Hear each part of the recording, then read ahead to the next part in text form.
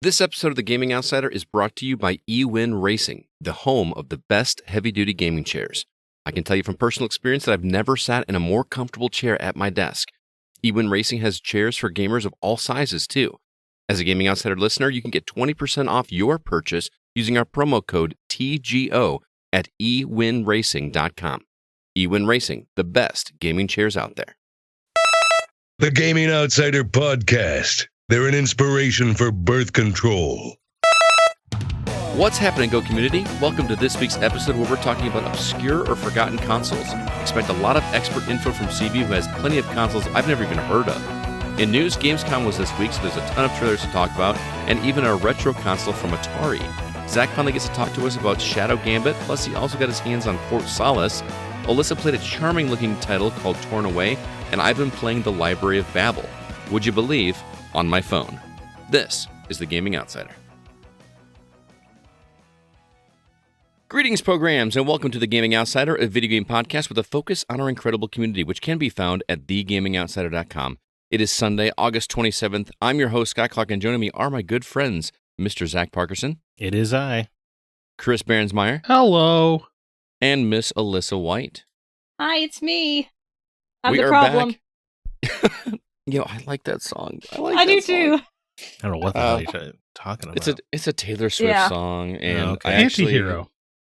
Yeah, it is Anti-Hero, but there is a version of that song, just totally off topic. Lit, the band Lit, covered that song, but they did it with their song My Own Worst Enemy. They just used the music from My Own Worst Enemy and then did the lyrics of Taylor Swift, and I freaking love it. But anyway, go check that out. It feels good to be back at my normal desk. I did not realize until about 5 minutes before I was supposed to hop on the recording here that all of my stuff was still just sitting on my desk from when I took it to Florida. So I had to very quickly scramble and get my boom arm up and get the cords plugged in and everything. And then we didn't start for another 20 minutes anyway. I know. That's true. I should have just taken my time. But how have you guys been? Everything going all right? Sure. Work. Yeah. We're We're just such a happy bunch here. Yeah, I know. lively crowd. Yeah. Well, we had some unfortunate news that we learned today, so that's kind of understandable.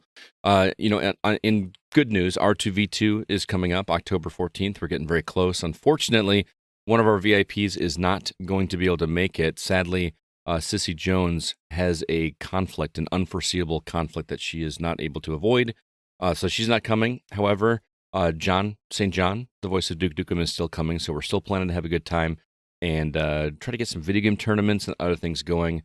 We're slowly but surely picking away at the Library Club, getting that thing done. I was down there again on Saturday. I think we just have one more day of painting, guys, and then it's just putting everything back together and cleaning it up, and we're getting so close, so close. So October 14th, please mark your calendars. We are looking very forward to it. But I want to talk about the games that we've been catching up on. Zach, how is GTA 4 going? I mean, it's aged like a fine wine. Yeah, I thought was that what you shot a picture of on Twitter, or was it Blue Sky? You're on Blue Sky now. Oh, that's right. Yeah. He is, yes. Yeah. What does that have to do with Grand Theft Auto? Well, we were talking about what games are we playing, and you replied with a janky picture that looked like it was from the 360 or PS3 era. The GIF of Nico Bellic. Yeah. Yeah. Uh-huh. Oh, okay. Yeah, walking through Liberty City. Yeah. Yeah. Well, I mean, I guess the graphics haven't aged gracefully, but no, the gameplay hasn't either. No, the gameplay's phenomenal. It's Oh, a great okay. game. Love it. The writing is better than I even remember, which is great. A lot of like quiet, introspective moments with Nico. There's still the over the top Grand Theft Auto characters, of course, but it's just such a kind of dark, moody atmosphere the whole time. It's a really great game. I'm loving it, and I really love the car physics in GTA 4 a lot. I know they're trying to go for a more realistic weight distribution model or whatever, and I think it makes the car chases a lot more fun, a lot more difficult, but just a great deal of fun. And I guess the cover system probably isn't going to be to most people's modern tastes, but it's fine by me. I'm loving it. I'm just absolutely digging it. I'm like, I just wanted to boot it up to check it out, like I said, and then play like 5 hours last week. I think I'm up to like 12 or 13 hours in the game now. Wow, that's impressive, man. Yeah. It's totally. Speaking of Rockstar, a listener of the show, Scott Calgaro, called me up and said that he bought a Series S and no longer needed his Xbox One, original Xbox One, or physical games because he doesn't have a disc drive anymore. So he asked me to come over and pick him up, and one of the games included in there is Red Dead Redemption with all the zombie mode and everything in there. So I've got that coming in the horizon too. And it saved you $50. Is it 50? Well, that's the remastered version. Right, yeah. I think it's $30 on the Xbox version, But right. Yeah, hey, it's nice that he gave you one of the best games ever for free. Yeah, so shout out to that guy. Yeah. Let's see, what else we got? Alyssa, Yes. how's Final Fantasy coming? I beat it. No way. Yeah. I had to buy my own copy to beat it, but I did. You had to buy your own copy? Yeah, because I was game sharing. I'm no longer. Oh, I gotcha. But yeah, I loved it. I did every single side quest. Like you mentioned, Scott, I was missing one of the, you know how Clive has the mementos in his room? Mm-hmm. Don't know where that one specific one is. I was missing 2, and I feel like I did every single side quest. Two. It was 1 or 2. But I did every single side quest. It took me 57 hours to complete this game. Wow. Ending, I'm not going to say anything, but ending got me. I loved it. Loved every second I spent with it. Really? I wouldn't have paid $70 for it if I had. How much more did you have to finish that you paid? Like you paid $7 and another $70 for? Probably about 10 to 15 hours. Wow, that's impressive.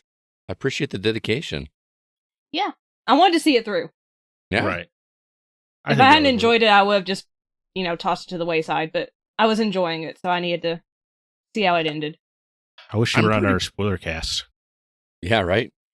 Yeah, oh well, Brandon got to be on there, and I'm sure he's way cooler than me, so he knows a lot more than me.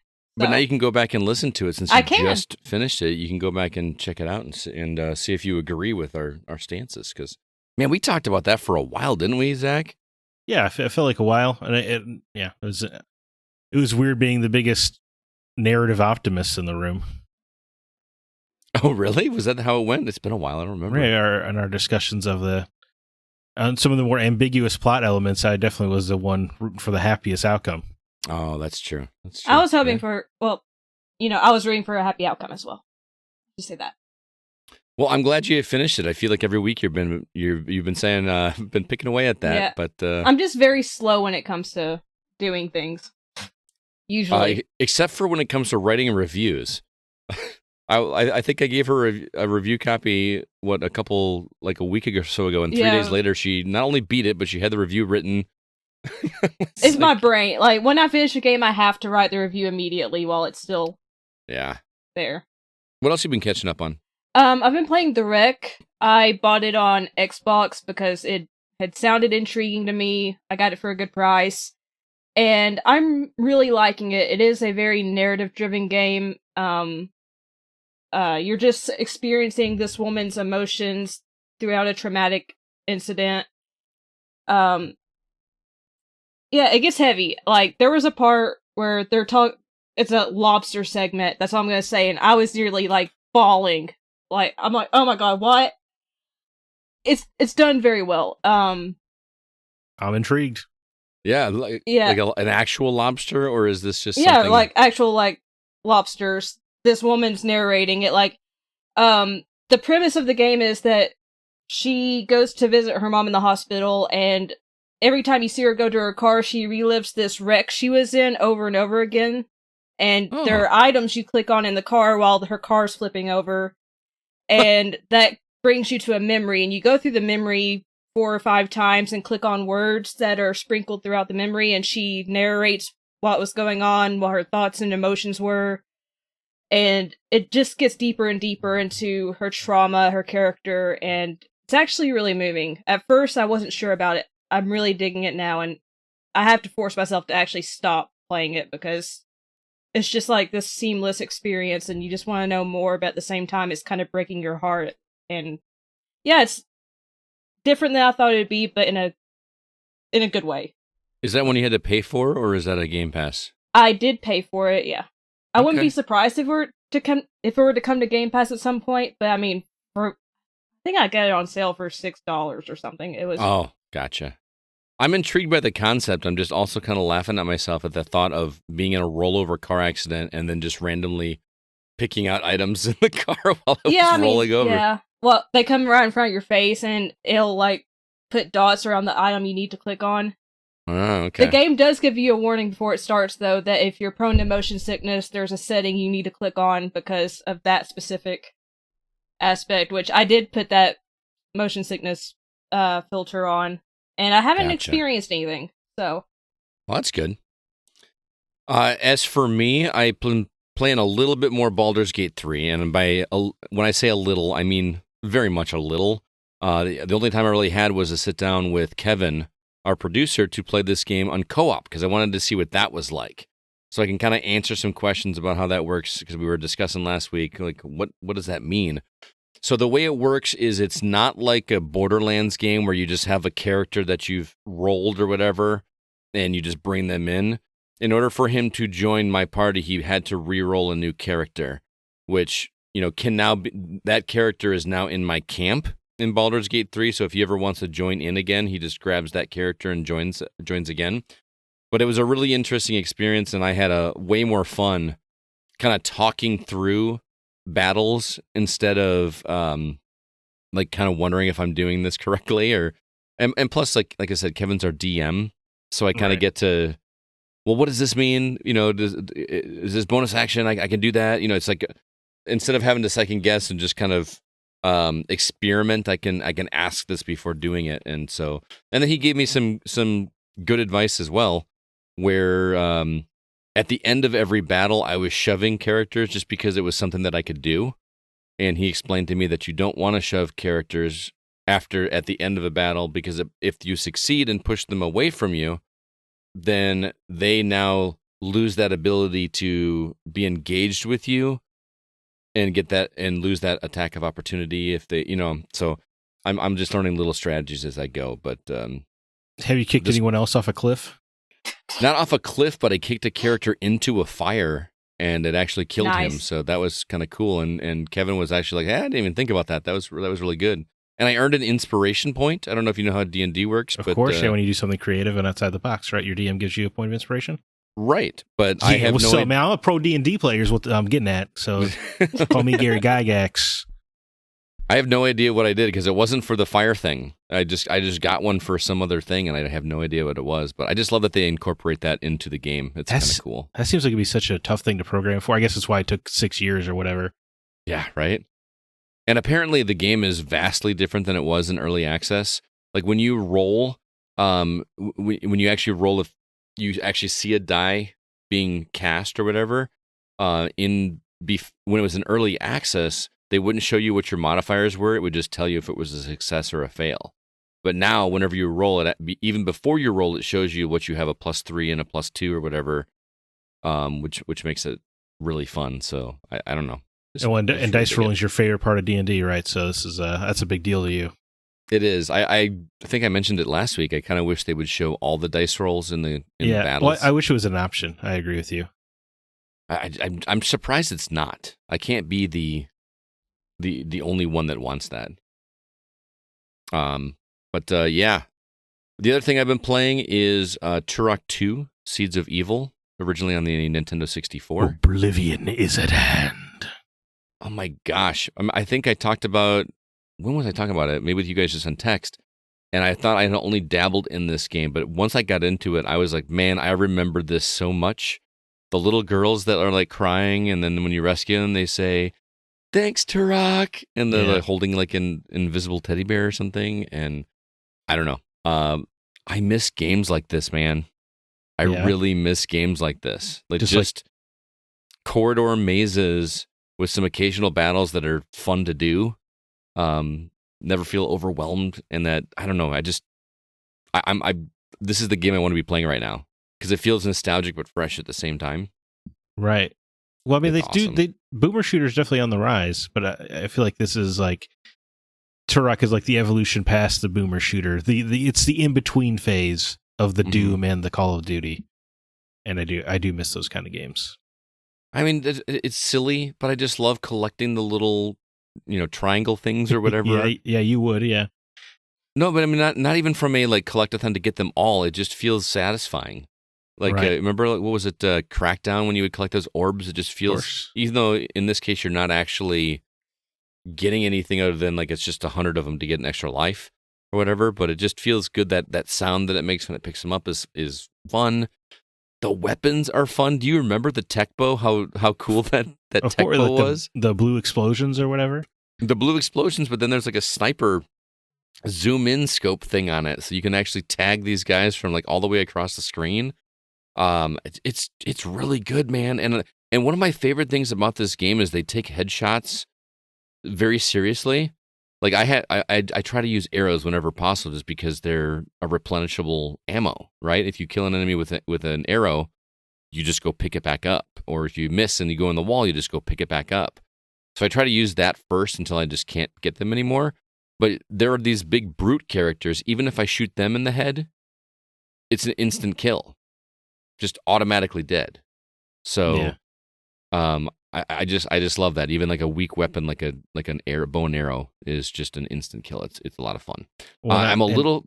Go ahead. I was saying, have you gotten any of the boss battles? Because I remember those like the standout of Turok for me.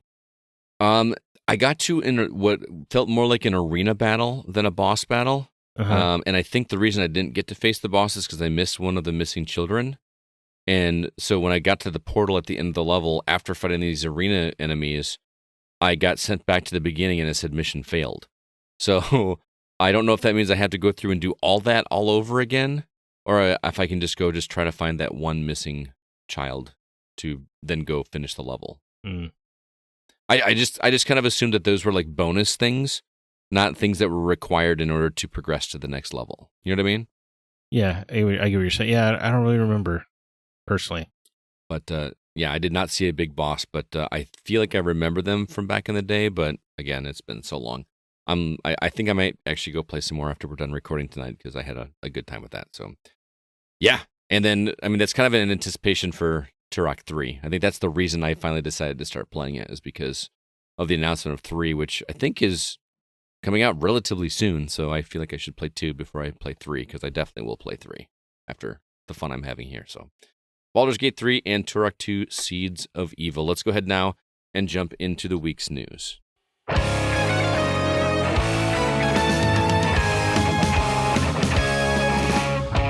Some new trailers that dropped this week. First off, The Invincible, coming to Xbox Series S and X, PlayStation 5, and PC on November 6th. Starfield, we got a live-action trailer with no gameplay for some reason. That's supposed to come at the start of a hype cycle. Yeah, I don't get it. Sonic Superstars, we got a multiplayer trailer. We got a trailer for Turok 3, Shadow of Oblivion. We got another one for Dark Forces Remastered. A game called Mandragorda coming to Xbox, PS5, Switch, and PC in 2024. And then Post Trauma coming to PC in spring of 2024. Oh, one more. RoboCop Rogue City.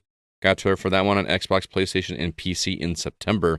That seems really late for a trailer for a game that's coming out next month, but all right. Also in news, Atari announced the Atari 2600 Plus console. Charles Martinet is retiring from voice acting. Larian confirmed that Baldur's Gate 3 will come to Xbox by the end of the year. And Sony announced details and a price point for their remote device. Alyssa, which story would you like to talk about? Let's talk about Larian confirming Baldur's Gate 3 coming to Xbox by the end of the year. All right. I'm glad you want to talk about that. Are you going to play it? I would like to, but I've never played D&D in my life, so I'd probably be running around like a chicken with its head cut off. Well, I mean, if you heard me talk about it last week. Yeah. I don't know how I would be playing the game if I had not been playing D&D with Kevin and Chris and Nate and Jacob. It is the game does not explain anything to you at all. I'd probably be in trouble, so I would like to. I mean, it looks good though. It'd be fun to do co-op, so we could actually kind of walk you through it, and I don't know. I struggle myself playing on my own just because I'm worried I'm going to make a bad call or something like that. There's so no such thing as a bad call in D&D. There is if you choose something that you have to roll a 5 and you actually roll a 2. So that was a bad call I made. Yeah, but then you can just re-roll another character. Yay! Well, no, in this one you don't re-roll another character. You just start from your last save. Okay, see, even better. So anyway, to give some explanation about this Baldur's Gate 3 deal, I think I talked about it last week a little bit. If you guys remember, the reason it wasn't coming to Xbox was because Microsoft has this parity deal where they say anything that is on the Xbox S also has to be on the Xbox S, Series X and S, excuse me. But because they could not get the couch co-op or split-screen co-op to work on the S, then it just wasn't going to come to Xbox at all. So apparently, Larian met with Phil Spencer, and something happened because they then announced that they had reached an agreement with Microsoft, and it is going to be coming to the console sometime this year.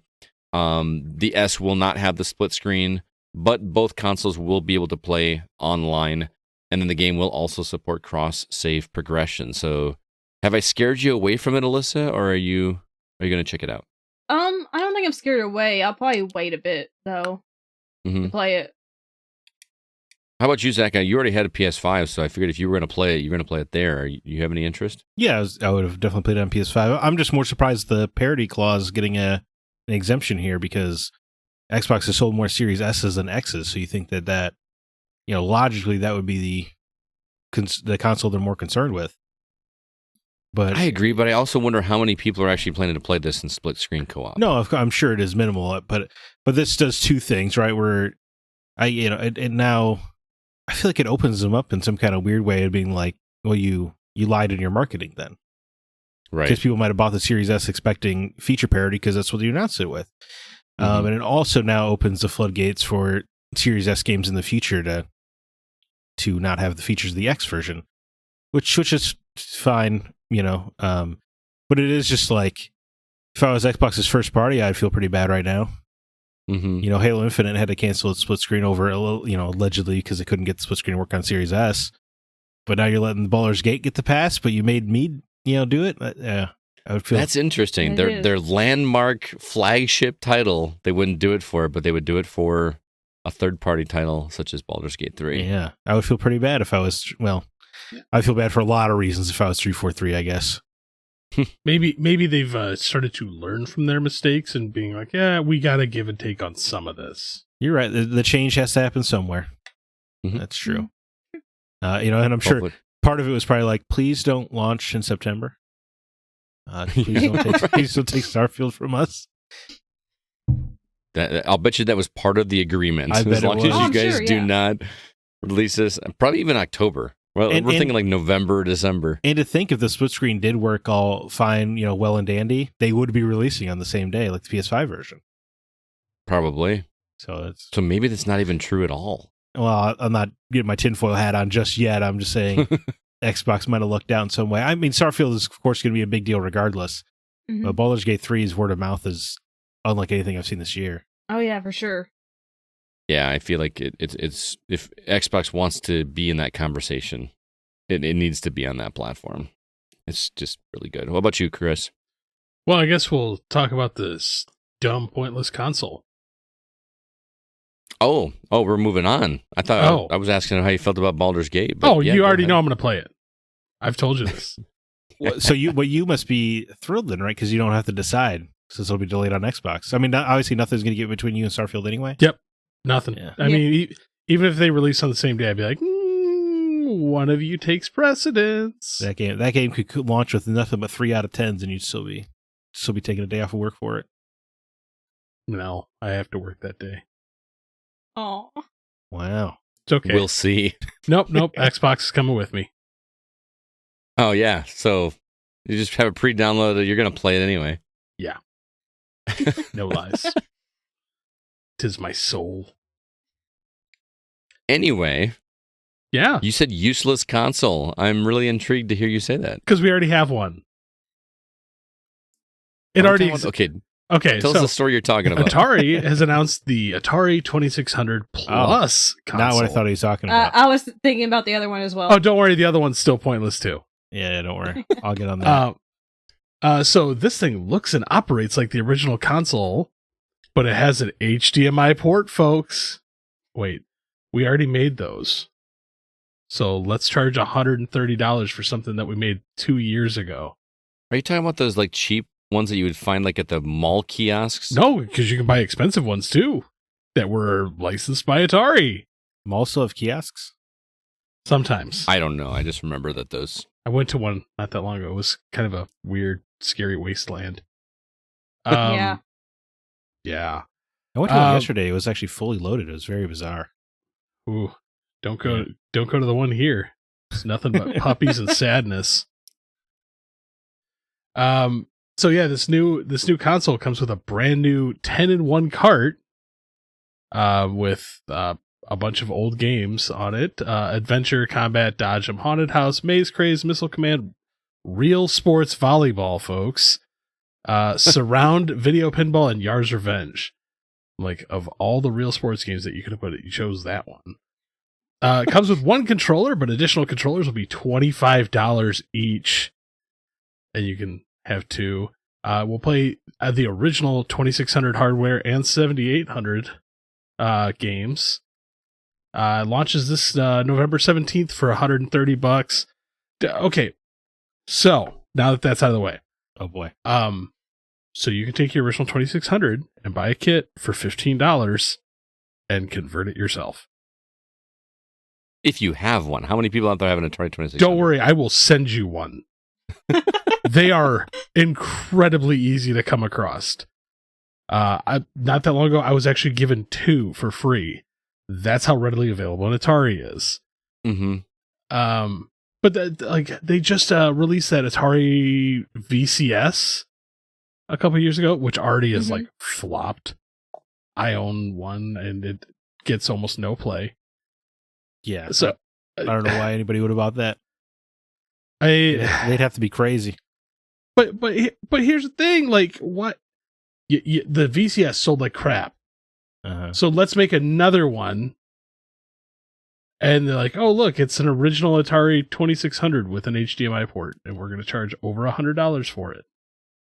I mean, I'm sure they just licensed it to some company, right? No, it's actually officially made by Atari. I don't. Here's the thing it. that gets me: you can order other games for $30. You can go play Berserk for $30.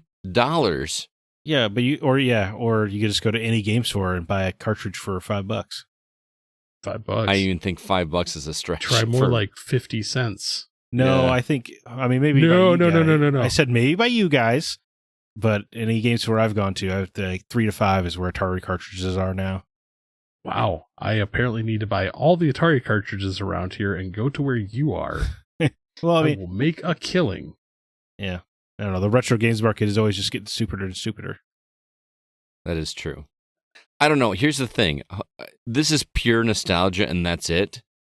I will not play this thing for more than an hour if I had it. Because I'm sorry to say this, and I hope this doesn't make you angry, Chris, but those games are not fun to play anymore. They just are not Some fun of to them play. are. Name one.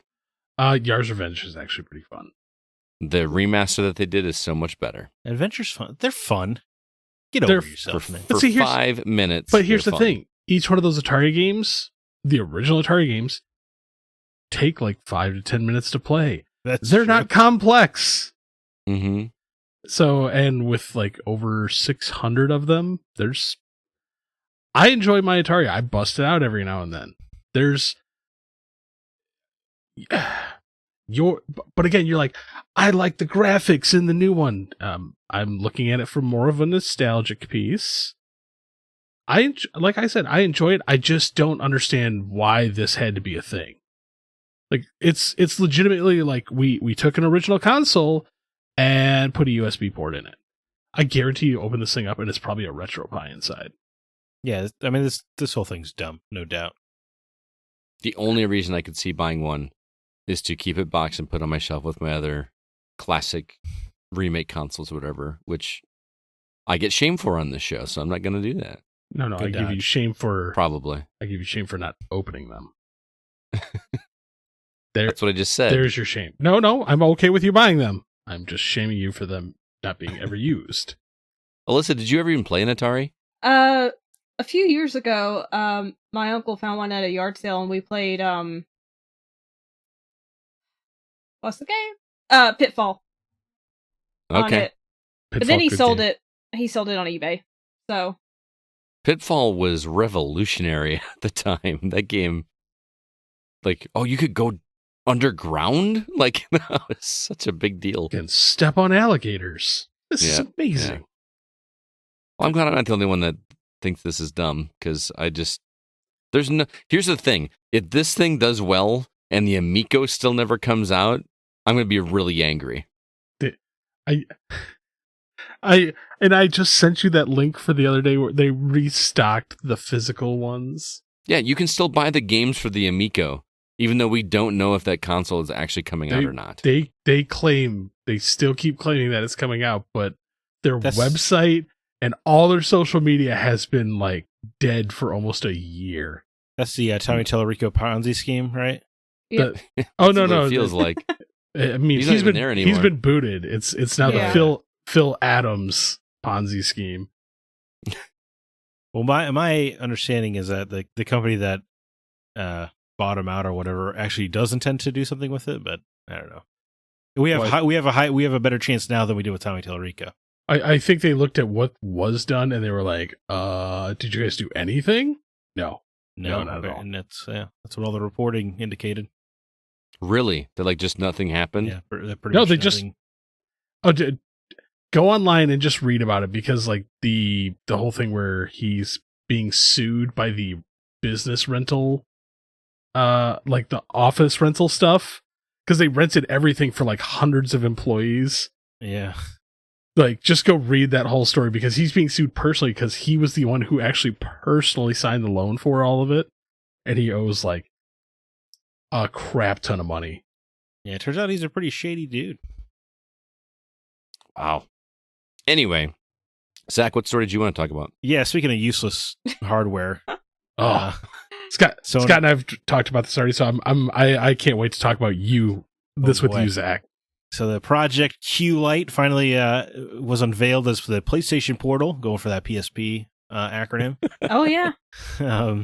It streams PS5 games over Wi-Fi. That's what it does. It has an 8-inch screen, 1080p, 60 FPS allegedly.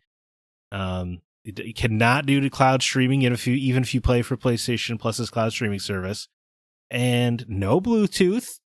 $200. I'm baffled by So- this. Yeah. So I was reading into this. Apparently, it has to have the same Wi-Fi ID that the PS5 is hooked to. That is not in anything I have read. Everything I've heard says you can play it from a hotel room and stuff. Because the one that I read, it was somebody who was like, "Yep, it has to be the same Wi-Fi ID." There was old rumors that said that, but the actual press release is you can it's the same thing you do with your phone with remote play, except you can pay $200 to do it. Yeah, with less features. Yeah. this is so dumb, like horrendously dumb. And people are going, "Oh, that's cheap." I'm like, $200? Dude, yeah. I mean, I could buy a Switch Lite for that amount. That's the part that boggles my mind the most, especially people that are like, "Oh yeah, it seems like a great deal." I'm like, dude, the whole Nintendo Switch is $300. Mm-hmm. Can anybody in this room rationalize this? No. No, This seems like such a very small market of people that like have one television that Right. Want to play while they let their significant other or something use the TV or their family use the TV for something So, else. whoa. Not only one television, but also rich enough to afford a peripheral to allow play. Hey, hang on. You cannot use the one television argument Okay. at all, Why? I would love to hear why. because you can go to Walmart right now and get a 24-inch 1080p TV But you might not have for room in your house. $99.99, half the price. Some people live in a one-bedroom or studio. Okay, you might not have room for a TV, but Just put it on the When's floor. last time you gamed on a 24-inch TV? You're going to game on an 8-inch? right. Well, to me, Yeah. I'm just like, how big is the average phone screen these days? The one right here. This is 6 inches. Yeah, so why you can just remote play on that with Bluetooth, and Yeah. you can use It don't cost me $200. Yeah, controller. Yeah, I don't understand. So you already can do this. There is remote play on phone. Yeah. Through PS5. Uh huh. So it already exists. You'd be better off to spend on an $80 backbone Correct. and be able, you just wouldn't have the haptic feedback and you wouldn't have the LCD screen. You just have a phone, which if you're playing remotely on that small of a screen, are you really worried about 60 frames per second and 4K? You know what I mean? Well, the compression, like going down to a 8-inch, it's not going to matter. Your eye's not going to be able to tell the difference. Right. If you could stream, I think it would be worth. I could understand the argument if you could do the PlayStation Cloud streaming, because then you would have this designated device with the controller where you don't have to worry about installing game space or anything like that. Mm-hmm. But as it stands, I can't really wrap my head around who the hell this is for.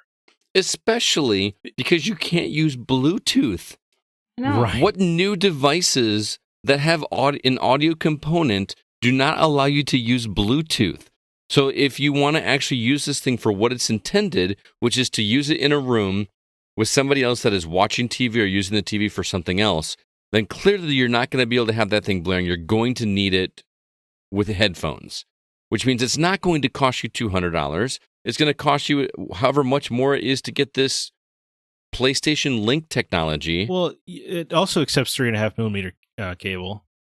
Okay, so yeah, you can use like a wired cable. Right. Although I assume less and less people have those if they're not doing a gaming podcast. I mean, I every feel like one comes with every phone. You know, No. week. Do they? Not anymore. No. No. mine did. I have like a 13 or whatever. I feel like mine did. I have a 13. I don't think mine came with one. It didn't come with one with a 3.5 jack because they used the lightning cable. Yeah. Oh, you're right. Yeah. My wife's Samsung, rather. Well, that's cool that it came with headphones. Yeah, that's cool. My Google phone did not come with headphones. They gave them away on the plane when I was That's true. Yeah. like, there was one on every seat. I was the one that was gathering up everybody's that didn't want them because I could use them in my classroom. Well, that gives you a hint there. Like they're giving them away because they've made so many of those cheap little headphones that nobody wants them. I'm willing to bet I have a box of them around here somewhere. But I'm willing to bet most people do too. Right. So there's the headphone problem isn't as big as it seems. Although it is weird that you can't use, your Sony. If you have the, Bluetooth Sony headphones, you can't use it. It's bizarre. the little Bluetooth sensors that they put in there, so you can use Bluetooth, by the way, are incredibly cheap to replace. Yeah. So at that point in time, add the extra $1 on, make it $200 flat, and put the little Bluetooth sensor in. Yeah, I guess they're just avoiding paying the licensing fee for Bluetooth, but I mean, you already charge $200 for this device, which does not feel like it accurately reflects the product. Surely you could spring for the Bluetooth licensing. And we get accused of being Sony haters all the time. I would just be saying the same thing if this were Microsoft, guys, or That is true. a freaking Switch lets me use Bluetooth, guys. Yeah, and again, you get a whole Switch, the hybrid Switch, $300. But- Switch Lite, Mhm. $250, right? Okay, I can't remember how Switch Lite is. the thing is though, I'm like, not sure okay, either. Microsoft and PlayStation both have the availability to play their games on your phone already. Right. Mhm. Yes. Both of them. So now they're like, for an extra $200, you can still play on your phone if you buy this device, essentially. Right. And you could Bluetooth your PlayStation controller to your phone if you want to. Yeah. Yeah. Remote play still makes more sense.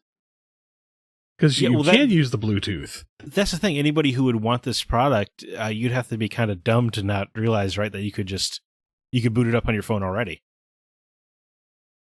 Yeah. It's. I don't know. I think this screams something bright and flashy, and relying on brand recognition and fanboyism. Yeah, it'll sell out. Yeah. Yeah, like, Because that's I agree with you. This feels like just like stealing money because you're like, it's PlayStation, and we know you're gonna buy it. Well, this is a company that charges $10 to upgrade your copy of your games, even though nobody else on your platform does. Mm-hmm. So so again, I guess Sony just must be hurting, man. They gotta try to get money wherever they can. It sucks being in first place, doesn't it? You gotta nickel and dime your customers when you're Heavy is the head that wears the struggling. crown. Right. Well, the story I wanted to talk about was about Charles Martinet. We all know he has been voicing Mario since 1996, since the release of Super Mario 64. He's been working for Nintendo since 91. He also voiced Luigi, Waluigi, and Wario, and he even made an appearance in the Super Mario Brothers movie. And I think I'm hopefully I'm not the only one, but I kind of freaked out when I started seeing posts about Charles Martinet. I just assumed he had died. Well, they use the use the death JPEG. I always think that whenever I see a celebrity's name pop up and they're older, I'm like, oh no, they died. Until I click on it. What JPEG are you talking about, Zach? Because they just put up a screenshot of a text wall, which usually either means delayed games, I'm apologizing for something racist I said, or this person has died.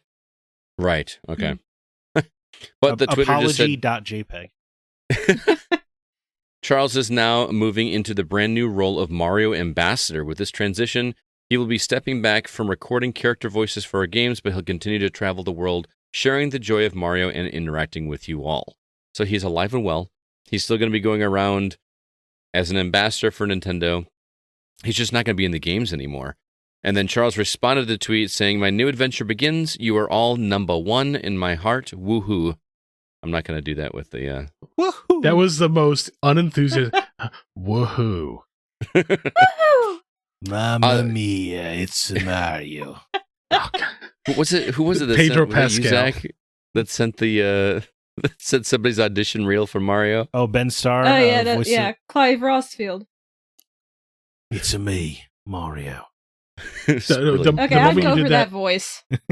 The moment you Just did that, though, saying. I thought of the Pedro Pascal Mario Kart SNL Oh, yeah. skit. It's like, Oh, yeah. it's a me, Mario.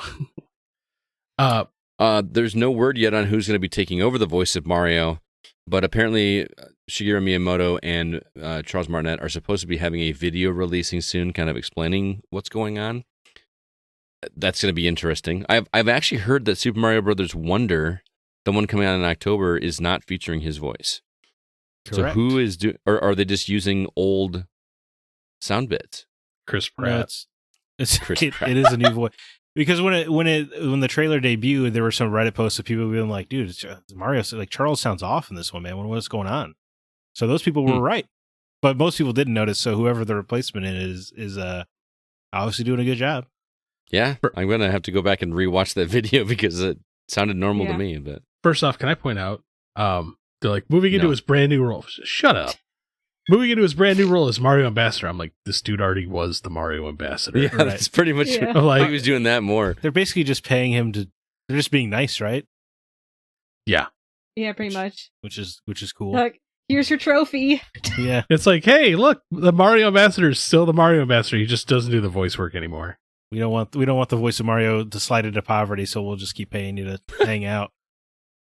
I have an honest question though. Uh-huh. How much recording is done still? Because I mean, obviously, you got the new guy doing it, but aren't a lot of those noises just Recycled. do they have to be re-recorded? Like, woohoo! Like you've got it. I guess Right. Does depending on how long the pole that he slides down is, just lengthen it out. I mean, he doesn't say wahoo the whole time down. I don't know. It is interesting. You're right that they don't just use archival audio because then they could just keep paying him that way, right? But Yeah. maybe Mario's going to start talking more with the success of the Mario movie. Maybe like the world's ready for a chatty Mario. I'm just now hoping it's the same voice that you just did, Zach. Just so Mario's been chain smoking packs for like 20 years. It's me. Hey, where's that princess at? Honey, get over here. He's been hitting those mushrooms real hard. It's like the best Mario right there. Just Let yeah. me show you the jump man I am. And we've lost Alyssa. Oh Okay. boy. Well, that's the week's news. We could talk about the trailers. What did you guys think of the RoboCop trailer? Oh, dude, I want to play so bad. That looks fun. I am interested in it. I thought it looked pretty fun too. I didn't play the Terminator. That was the same developer, right? Yeah, Terminator. That was a really good game. Resistance. Yeah. I'm excited for Turok 3, Shadow of Oblivion. I think that's very exciting because that was a late N64 game. Not a lot of people have played it or had the chance to play it, really. So I think that's super exciting. Mm-hmm. And then, of course, Dark Forces Remastered. Dude, I was excited when that was announced because I've never played it. And then I watched the gameplay footage and I was like, wow, that really was just Doom with stormtroopers. Yeah. It's Doom clone. Like, don't even have a lightsaber. Yeah. It's a blaster. It was funny watching the trailer, though, because they're like original cutscenes and the remasters. Like, the original looks better, though. I thought so. I want the pixelated, yeah. I want the kind of messy looking pixelated cutscenes. What's the thing you have to remember? It looks pixelated because you're watching it on a digital TV. You watch it on the old analog TV. It didn't have the hard lines.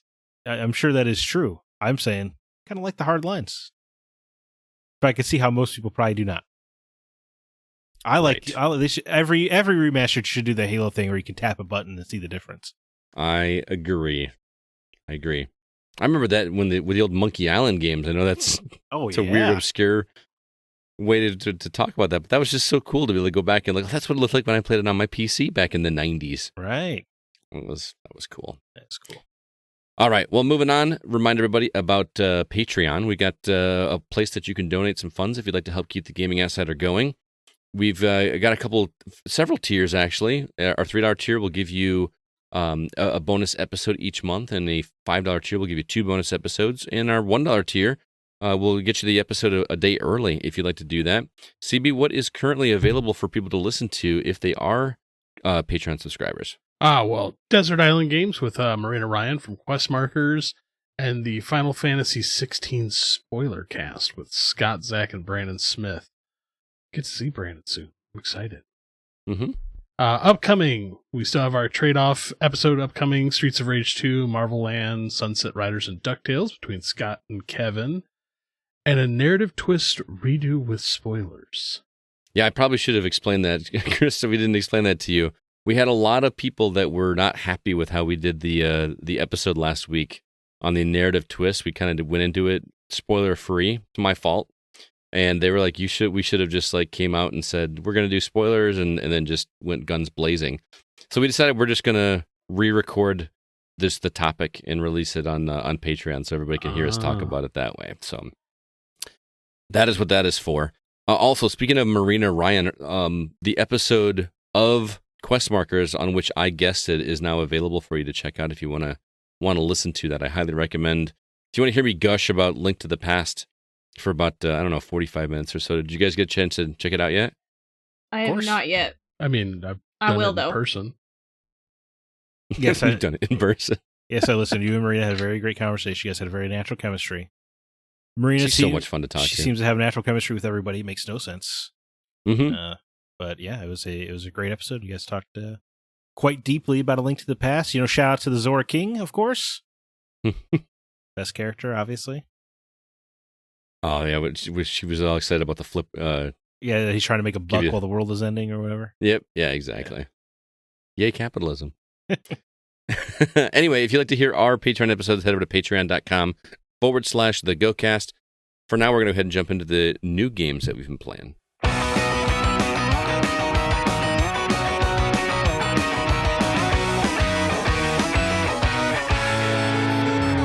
All right, Zach, not that any of us are going to be playing... Oh, what am I talking about? I just saw it was on the list. What is coming out this week? Dreamers, just like a fantasy city builder, coming to Xbox Series consoles and Xbox One September 1st. Bomb Rush Cyberpunk, which came out on PC and Switch last week. This is legally distinct Jet Set Radio. Comes to PS5, PS4, Xbox Series consoles, and Xbox One September 1st. This super cool Mega Man X-Dive Offline comes to iOS and Android September 1st. This is how it should be done. If you take an online gotcha kind of game and then you're going to take the servers offline, just re-release it for free. Here's all the content. You guys have fun. That's how you do it, man. Capcom, big props for that, guys. That's something special. Chance of Sinar, crazy looking game coming to PS4, Xbox One, Switch, PC, September 5th. Rune Factory 3 Special is a remaster of the Wii Classic coming to Switch on September 5th. Baldur's Gate 3, which is setting the world on fire more and more every week, is hopping off of PC and ending up onto PS5 September 6th. Starfield, finally, the day has come, CB. Coming to Xbox Series consoles and PC September 6th. Final Fantasy VII Ever Crisis is coming to iOS and Android September 7th. That's a mobile game that's retelling the events of all the Final Fantasy VII media. And then Rugby 24 coming to PS5, PS4, Xbox Series consoles, Xbox One, PC September 7th. CB, are you excited? They're finally doing a rugby game that you can play? Yeah. Cool. All right. I'm going to space, boys. Be gone a long time. Not until you write 2 more reviews. Going to You're space. not allowed. Going to space. Oh, they said I don't think a revolver to his child's head would stop him from playing Starfield. Going to space. Space. Space. It looks great. I don't know if it looks great for me, but I think it looks great. I will admit I am unbelievably nervous about this game. Yeah. Well, They're like, the game doesn't start till 130 hours in. I'm like, yeah, Pete Hines is out there saying some nonsense. so much space. I feel like he and Todd are actually turning me off of the game big time. 1,000 planets to explore. The game doesn't start till you finish the story. What the hell is going on? I don't know. But at least 1,000 planets sounds a little bit more manageable than like 17 septillion in Sure. Elite Dangerous Yeah. or No Man's Sky. Here's my prediction about what they mean when they say the main quest start or the game doesn't start till the main quest ends. Because I think you're going to get confirmation of aliens at the end of the storyline. That's my guess. And that's what they mean. Because maybe you can explore and find some aliens or hints towards them. Or it's going to We be need you to hold up a newspaper with today's date so that if that happens, we can actually go back to the tape and prove. Yeah. It is Sunday, August 27th, 2023. And if that actually comes true, Zack said it first. Yeah. Because, he did accurately call the end of Final Fantasy 16. Dude, almost way too. I couldn't believe it. That was supposed to be a straight up joke, but they really did it. Yeah, that's so good. CB, I don't think you have anything to worry about because the people that I've heard talk about this game that aren't allowed to talk about it, the way they're dancing around it, yeah, is really fun. I want someone just to like string together a YouTube video of all of the. Well, can't talk about Starfield, but, and then, just have those all run back to back because it sounds like they're being quite positive without being positive about it. I'm unbelievably positive about it. It just makes me nervous because you remember how much time I put into Binding of Isaac. Mm-hmm. Yeah, I'm gonna fall down a hole. Well, I don't think there's a lot else coming in September for you, so I think you're going to be okay, man. The whole month of September. Skull and Bones, where's it at? Yes, yeah. But then October hits, and that's all she wrote. Dude, Scott, you're so right. I've never seen so many journalists just weirdly brag about having a code before. Mm-hmm. Yeah. But the way they're dancing around, like, yeah, it's a shame. I haven't been able to do anything else in my personal life lately due to some game I have code for. Yep. Okay. Wish I was playing Armored Core 6 right now, but I'm all tied up playing something I can't stop. Or there's a YouTuber I like. But he's all of his comments are like, "How tired is he? He looks kind of tired, man. Has he been staying up late playing Starfield?" It's so people are nuts out there, dude. It's a fever pitch of excitement. Well, Microsoft has needed this boost, so right. Hopefully it does pan out for them because they need a win. Just imagine if they're actually selling the game. Well, the funny thing is I bet they're going to get so many sales from people that just can't wait 5 days. Yeah, that's true. Because if you buy the whole thing straight up, you just get it 5 days early. Is that what it is? I think it's a $100 version, right? I believe so. Yeah. So not even just buy the game. Don't just wait for Game Pass. Right, but I bet there will be millions of people that pay that $100 just because they can't wait 5 days. Mm-hmm. I have no idea who you're talking about. Oh my goodness! See, I'm not surprised. So no, wait. Is this September 6th the day when the early version? No, September 1st is when if you get quote unquote early access. So September 6th is your punishment for delayed access for only paying full price. I have no idea what you're talking about. Again, not surprised. I would. Did you really buy it? I cannot confirm nor deny these allegations. I'm not surprised either. Well, look at that, Scott. You get to play 5 days early too. Yeah, you do. Hashtag booted. It's gonna finally end it, just to rub it in your face. and then bring it back on September 6th. No, September 2nd. Just in one day. Scott, Scott, I assume Starfield is that the game you're most excited about as well? I don't know, man. I'm more curious at this point than excited. Yeah. Just because I genuinely don't know what this game is. I've watched it and all I've seen, the thing that sticks out for me the most from what we saw at E3 last time was like the shipbuilding, which does nothing for me. Yeah, it doesn't excite me like, at all, man. Yeah. I felt like everything else was just, hey, we can walk through this planet and I can see the enemy's HP and I can shoot them. I don't know. I liked VATS. Did you watch the Starfield Direct, the 45-minute little? No, I didn't. That's my fault. I feel like at that point I was kind of like, I'm already sold on this game. I don't need to see any more. Mm-hmm. And now I'm like, what is this game? And it's my fault because I didn't go back and watch that 45-minute thing. I don't know. I think that's why it made me mad that this trailer was just live action. Didn't show a shred of gameplay. I just like they're just going on it on the name and the hype alone for this game. Well, and the honest truth is they don't need another trailer. Mm-hmm. Yeah. How expensive do you think that trailer was, though? It was a pretty well done live action thing. So, what game are you most excited about then on this list? Is it? I mean, it probably is Starfield, but I will say I'm also interested in Ever Crisis, just because I'm intrigued to see what they do with it. I don't know. Is that one you gotta like pay? Can you pay for that one straight up, or do you have to do like microtransactions? Truthfully, I don't know. I assume. Yeah, I'm not sure. I assume it's a free to play situation. I mean, I think if they did it smart, it would be like, pay $1.99 a chapter of story or something like that. Mm-hmm. That'd be a nice way to do it, but we'll see. I'm sure there's gotcha elements or what have you. That's what I don't want, but we'll have to see. I'll let you know. I have it preloaded. Oh, do you? Yeah. Alyssa, what about you? I'll definitely check out Starfield. Again, I don't know much about it. Like Scott, I did not watch the video with the gameplay. Again, my fault. I'll dabble in it, see if I like it. I am worried that I will become obsessed with it and fall down a hole, and I don't need another hole to fall down into. But we'll see. Nothing else on the list really piqued my interest. Come join me in space. Well, if I become obsessed, I will. I don't remember. Is there a multiplayer? No. Okay. But come join me in space. That actually, that would be like the ultimate just bait and switch. They're like, oh yeah, the game begins at 130 hours, and that's when multiplayer unlocks. It could be. That'd be a plot twist for the ages. As for me, Final Fantasy VII Ever Crisis is the thing I'm most excited about on this list. I'm excited to see this retelling. It's interesting that they're trying to solidify the whole, Advent Children and all the, spin-offs and everything into like one kind of streamlined narrative. It's an interesting idea. And it'll be a more straight up remake than the remake we're getting on consoles. Yeah. To the point where you're like, I kind of wish this was on console. Well, especially for me, because I never played like Dirge of Cerberus or whatever that one. I've never played all these offshoot Final Fantasy games. Yeah. So it'll be exciting to see the events of Dirge of Cerberus without having to play through the gameplay of Dirge of Cerberus. Is it that bad?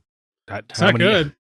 Yeah, how many Square Enix first party developed games do you know with shooting elements? Yeah, shooter. But I'm intrigued by Starfield. I did watch the 45-minute demo. I guess I might have been the only one. No. Okay. And to me, it confirmed what I had assumed, where this looks like a great game for somebody that's not me, which is usually how Bethesda games go. I buy them, I play them for like 5 hours. I go, yeah, it's cool. It's too much. They're too much for me. This coming from the person who just recently, like, you know what? I really like open world games. Yeah, but this is like open universe, man. This is like something else. Yeah. And the way Elder Scrolls does it, it's just there's a lot going on. And I kind of get a little paralyzed with choice, But I'll give it a shot. It's on Game Pass. If I had to pay for it, I probably wouldn't be playing it. But I got it preloaded on my Series S. So I'll definitely check it out. But I've never tried to dispute the quality of a Bethesda game. It's just they're games that aren't for me. Except for Fair Fallout It's 3. perfectly fine. Fallout 3 was a banger. It I love was. Fallout 3 so much.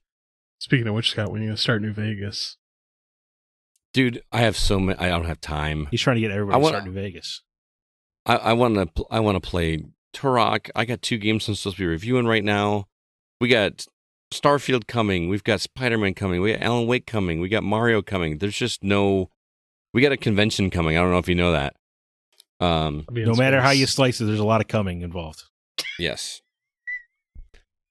Well, Zach, speaking of games that you have been playing, you have been playing Shadow Gambit. We didn't get a chance to hear about this one last week because we just had a full docket, but this is from developer Mimimi Games, and I know you're a big fan because you just got done playing that other one. I can't remember the name of the title of. Desperados. Rough Desperados Rider, was- no, you don't want none. A 6-gun in this, brother running this, Buffalo Soldier. It's like I told you. Anyway, Shadow Gambit is from Every the same damsel in developer. distress should be out of that dress when she meets Jim West. Anyway, you were saying? This one is not, Western themed. Correct. This one is more pirate themed, which Yarr. we don't get a ton of those. So, tell me about it. Does it play very similar to Desperados, just with a different motif, or does it do something different? Yeah, pretty much exactly. The difference being that this leans into the supernatural. So all of your characters' abilities are a little more far-fetched as opposed to, having a throwing knife like you would in Desperados. You can use an anchor to bury yourself under the earth and then pop up and drag somebody down under with you. Oh, that sounds rad. It is pretty rad. Each character's got very different abilities. Your main character, Afia, she's got this teleport attack. Yeah, Mercury's, he can do that anchor thing I was talking about. Pincus is a ghost, so he can possess people and move them around.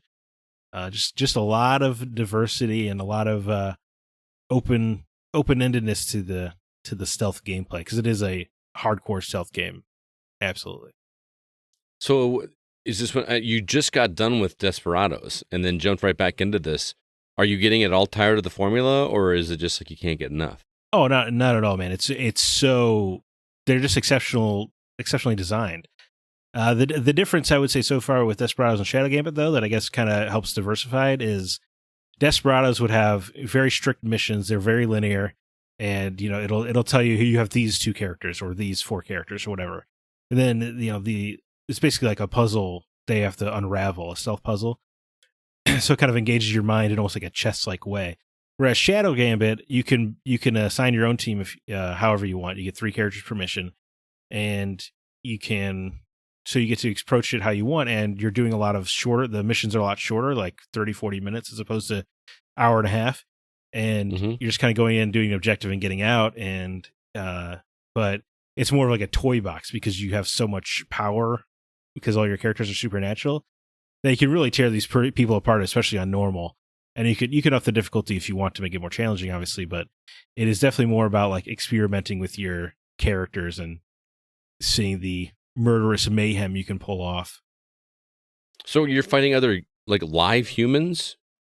Like what's the story here that's going on? Okay, yeah. The story is it's a very supernatural world, and you're fighting the Inquisition, they're called, and they're trying to stop your ship, the Red Marley, basically.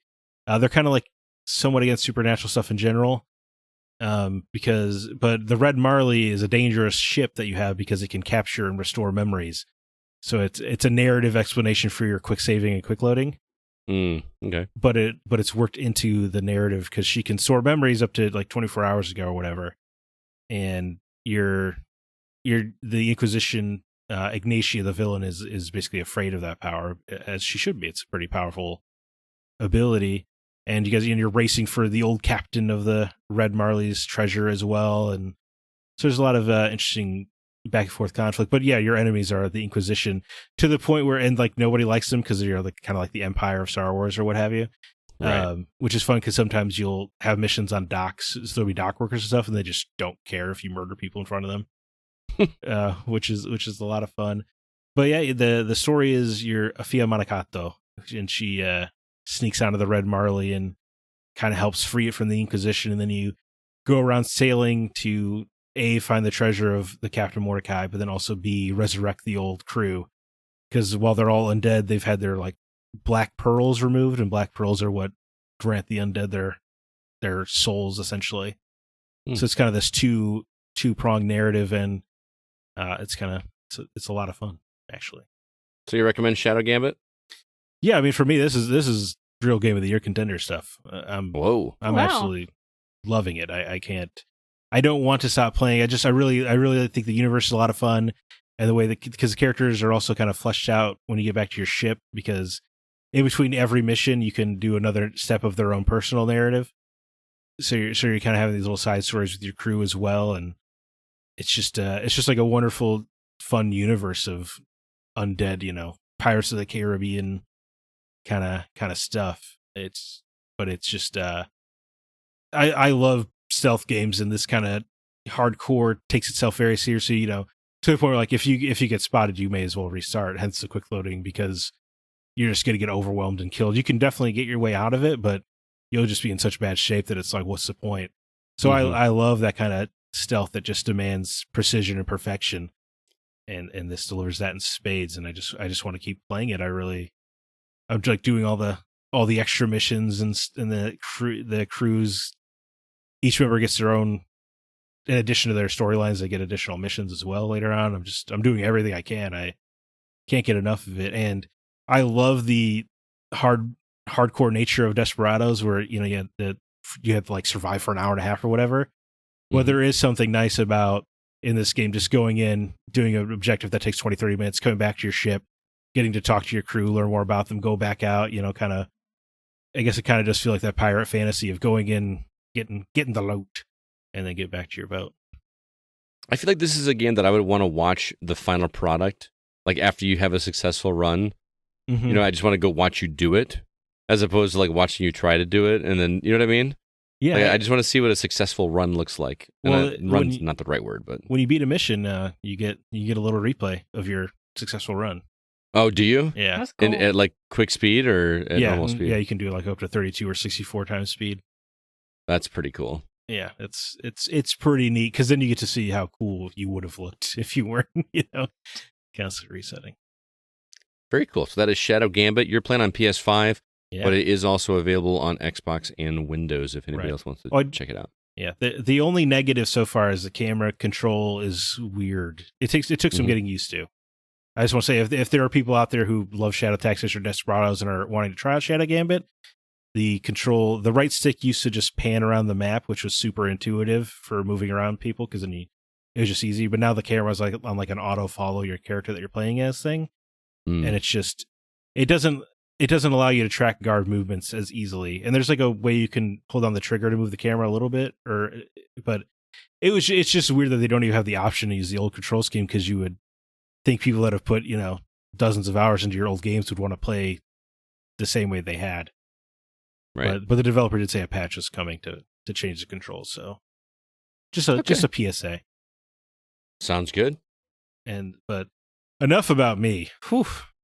Alyssa, you've been playing it Torn Away on the Steam Deck. I have. You have a Steam Deck? Yeah, I've got a Steam Deck. Oh my God, you guys are so rich. I tell you. I didn't pay for it. Oh. It was a gift. Wow. You must have some eligible suitors down there in Alabama. No. Torn Away, tell me about Torn Away. So, of course, it is a game that deals with emotional issues and trauma. Well, if it wasn't trauma, you wouldn't be interested. I know. There's something wrong with me. Anyway, Torn Away takes place during World War II in Russia during the Eastern Front. And you play as a girl named Asya. And Asya, you see her go through this whole gamut of emotions and trauma. It starts off with, her family being happy, her mom and her her dad sent off to war to fight. And then you see Asya and her mom be taken by the German army, and they're forced to work for them. And it jumps back and forth in time, and you kind of have to piece the story together little by little. But Asya, you control her. It's kind of cool. There are side-scrolling segments, and then there are first-person segments, so you never know when it's going to switch. So it's kind of cool. Mostly it looked walking simulator-y to me. I would say it's more in the line of something like Inside. You're going along and you'll need to be stealthy at times because if a soldier, you get caught in their flashlight beam, you're reset, which it's very generous. You don't see anything happen to Asya. It just fades to black and you go back a few seconds and you retry it again. You're doing a lot of stealth.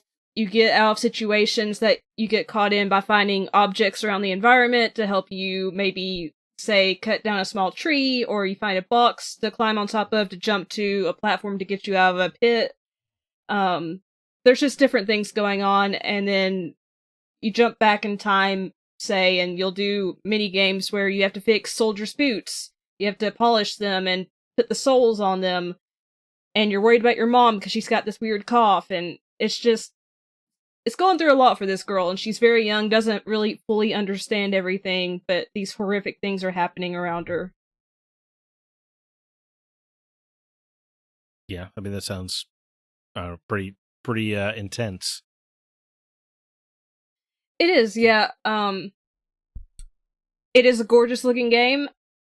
I will say, if you're going to play it and you don't mind reading subtitles, play it with the Russian voiceover, because that is what the game developer actually has recommended, and I did try the English just to see what it sounds like, and it's not the most egregious voice acting I've ever heard, but it's not good. So you think the Russian is the way to go? Yeah, I would highly recommend listening to it in the Russian voiceover if you don't mind reading subtitles, and if you're able to. Maybe I should give it a whirl with this Russian I'm trying to learn.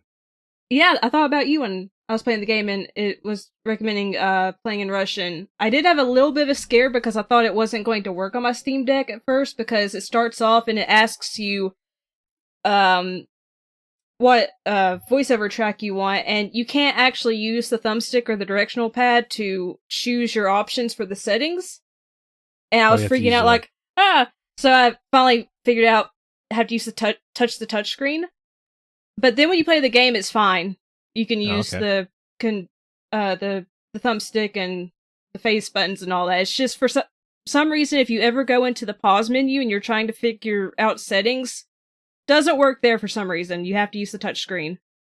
That's the only thing I'm kind of like, why is it like that? Maybe they'll patch it soon. Okay. Otherwise, it's worth playing so far. I really like it. So you do recommend it? I do, yeah. If it sounds interesting to you. Okay, cool. That was Torn Away. Alyssa's playing that on the Steam Deck. It's also available on PlayStation, Xbox, and Switch. Jumping over to Scott here.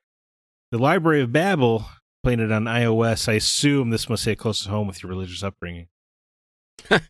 I'm actually impressed that most people hear Babel. They don't think Tower of Babel, but yeah. No, I have not really seen it much. Well, that's not true. The story has something to do with cultists, so I guess there is somewhat of a religious deal in there. But I feel almost guilty talking about this game because of how little I've played of it. I've only put like an hour or two into it.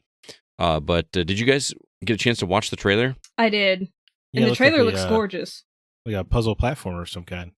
Well, it looks. My initial thought was that this is a stealth game, which apparently I'm so little into the game that I have not come across the stealth elements yet. But the opening portions of this game, believe it or not, play like a point-and-click adventure game. Which, Alyssa, I know you just got done playing Ashina the Red Witch. And this one reminds me of the old school ones where you have to find an item and combine them and then use this, in order to get... The ones I'm not smart enough to play. Well, for me, it is not that I'm not saying I'm not smart enough. My thing is... I wasn't saying that. No. I was trying to not make you feel bad. Oh, okay, thank you. That's where I was going with that. It's not that my issue is I just don't want to scour this environment to try to find some random object. You know what I mean? I feel like I'm spending the majority of my time just running around, trying to talk to everybody and see if there's any item I've missed, because clearly I have to do something to get an item. You know what I mean? Right. So, like, can I give you an example of like one of the very first point and click adventure object things? Is that considered a spoiler if I give away like the very first one? I don't think so, but who knows? Okay. I think you're fine. You know what? I think we learned you're fine. Unless it's game breaking. No, it's like the very first actual point and click thing you do. So there's a gentleman at a bar that is passed out that has a key card. You find out he has a key card on him that he needs. And the hints that they're giving you is that you've got to wake him up because he's the one that you've got to talk to in order to be able to traverse to the next area. But he's passed out drunk and he won't wake up. And the guys sitting next to him are like, oh, well, he loves to play darts and that dartboard makes this precarious noise whenever you win. So that's the only thing he loves to play darts. So you have to, but there's no darts. They've taken away all of the darts from the bar because of things that are happening in the world of the story. Like there's like a lockdown more or less. And so the objects I had to find were a syringe and some feathers. So you basically had to take the back out of the syringe, put the feathers into the back of the syringe, and now you have a dart. Which, is that a stretch? Whatever. But right. I don't know why you couldn't just go up to the dartboard and press the thing that the dart would go into. But anyway, the really cool thing that they do with this that I've not seen done in other point-and-click adventures is there's almost like a mini cutscene animation when you do the combining. So there's like this animation of a hand holding a syringe and taking the top off and then stuffing the feathers in, and then now you have the new item. Oh, that's cool. Whereas like in most point-and-click adventures, they just show you the new item in your inventory, right? The two you had are gone, and now you have this new one. I thought that was kind of cool. But then I had to. He dropped a key card, and I went into this new area, and then the new area said, "Well, you need to go to the other area to get something unlocked." And I'm like, okay. So now I'm just at a standstill. I'm back to grinding through the area, just trying to find whatever objects I needed. Because when I found this, I just happened to come across the syringe. I didn't have the feathers, and in my mind, I was like, I need something to put in the back of this syringe that's going to make it look like darts. And so I just kept wandering around the map, wandering, and then I just happened to see a little glowy thing in the distance and worked my way towards it. And what do you know? There's two feathers that were like hidden in a trench or in a tunnel or something. You know what I mean? Yeah. So I'm okay with the let's experiment with the objects and everything, but when I don't have the objects and you're just sending me on this map over and over again, I get a little frustrated. So that's where I'm at. Old school point and click in that way, right? Right, but I'm also using it on my phone. This is a game that's coming out on phone, so it's not even it is not point and click, it is actually using touch controls. So I have a movement, and I have a button to jump, and I have a button to crouch, and I have a button to pick up objects, and then to combine objects, I actually have to go into a menu, and I have to click on an object and press combine, and it's a little cumbersome on the phone, but the way they've done it works quite well. I would much rather have a controller in my hands, don't get me wrong, but I'm actually getting used to it quite well. So, like Alyssa said, it's gorgeous. Right. This is a game that I feel like if I had shown this trailer to myself 5 years ago and said you're going to play this on a phone, I would have not believed you. So, I'm not far enough to recommend it or not recommend it because I just feel like I haven't seen all the game has to offer, especially with the stealth elements, and I assume they're going to do more with the platforming to some degree. So I will speak more on it next week. But as of right now, it's a gorgeous game. The animation is really great. Love the animations when you combine items. I'm just waiting. I'm just getting frustrated with the wandering around trying to find stuff. That's not fun to me. But everything else about it is. So, okay. That is the Library of Babel. iOS. It's available on all their platforms, though. Oh, wait, I'm sorry. PlayStation, Switch, and PC. Yeah, not Xbox for some reason. At least I could not find it on Xbox anywhere. So it's a common theme. Well, speaking of things available on PlayStation, Zack, you've been playing Fort Solis, and I want to know what's it like playing what seems to be a Doom 3 game. Just because it's on Mars and it's a horror setting, yeah, I presume. Okay. Well, it's nothing like Doom. I don't know if the trailers made this clear. I don't think it was totally clear to me, but this is a walking simulator. Yeah. Okay, this sounds like my kind of game. It seems very much like a walking simulator, jump scare horror thriller.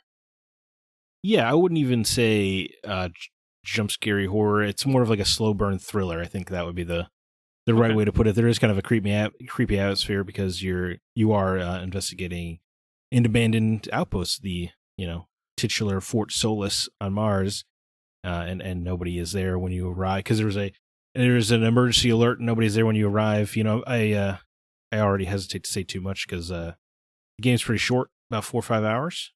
Oh, really? Yeah. That's walking. Keep talking. That's walking sim length.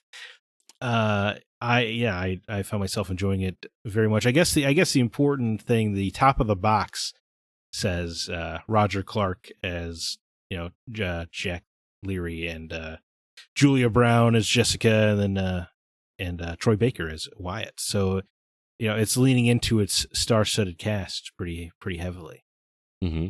and they're all phenomenal. No surprise there, I guess. Roger Clark is very charming as Jack Leary. He's got a lot of sarcasm to the situation.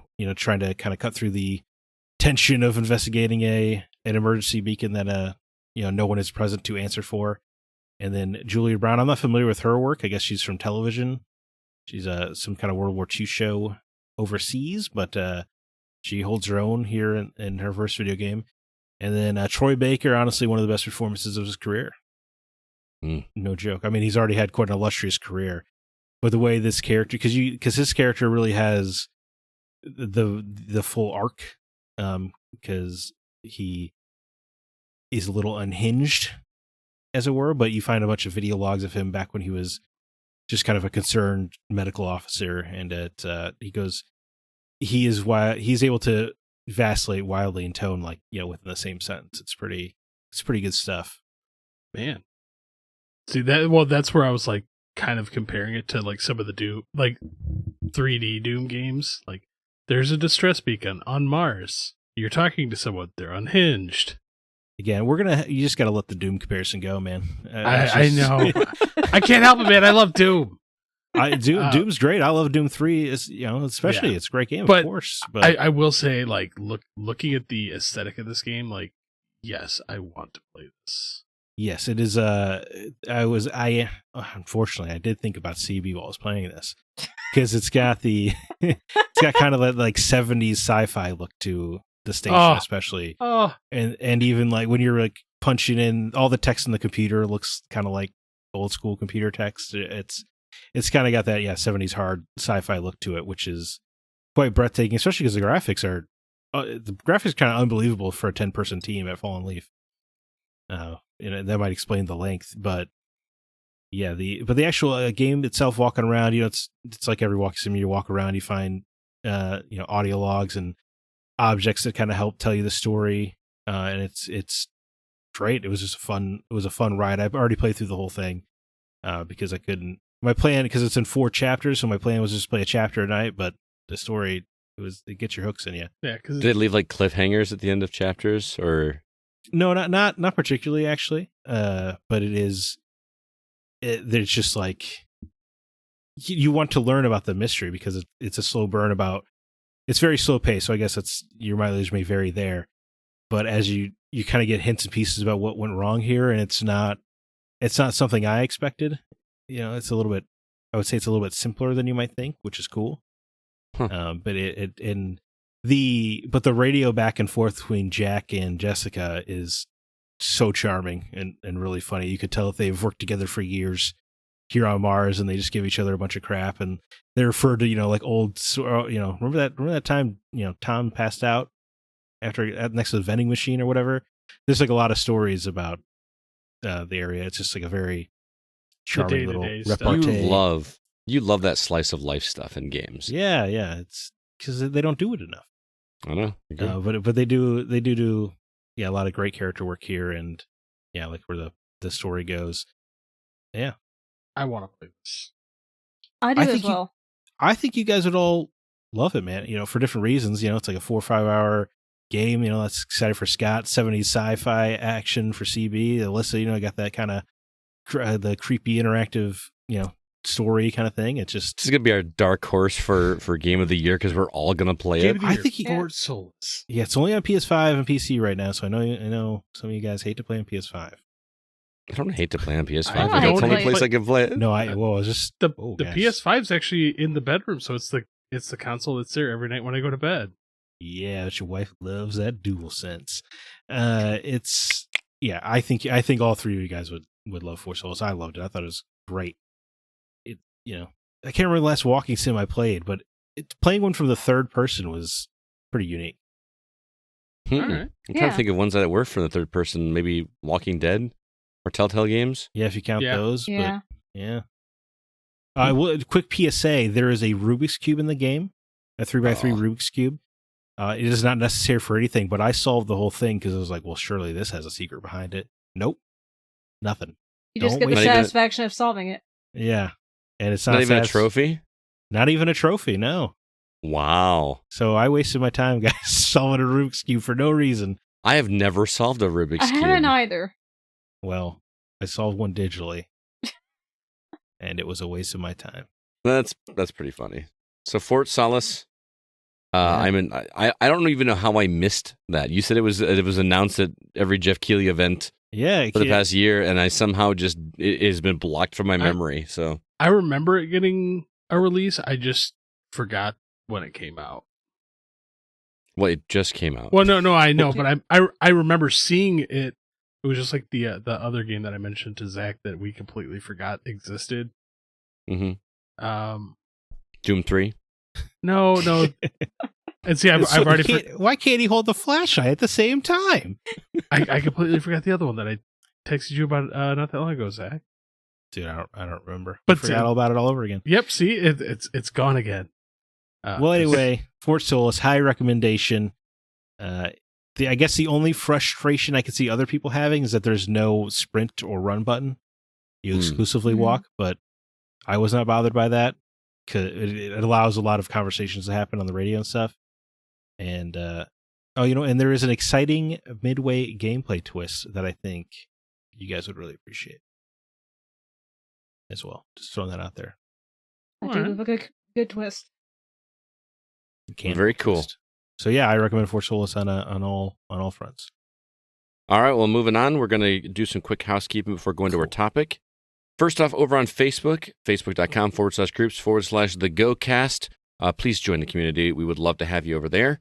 Also, our Discord server is live and thriving. We would love to have you join the conversations over there. There is a link in the show notes. Also, if you wouldn't mind, give us a review on iTunes or wherever you listen to podcasts. It helps us to get the word out there. And lastly, our website is thegamingoutsider.com. That's where you can find all of our episodes as well as all of our written content, including reviews from Alyssa on This Way Madness Lies and Ashin of the Red Witch, CB's review of 35mm, Rel's review of On Guard, and Chris Owen's review of Return to Grace. With that, let's go ahead and jump into the week's topic.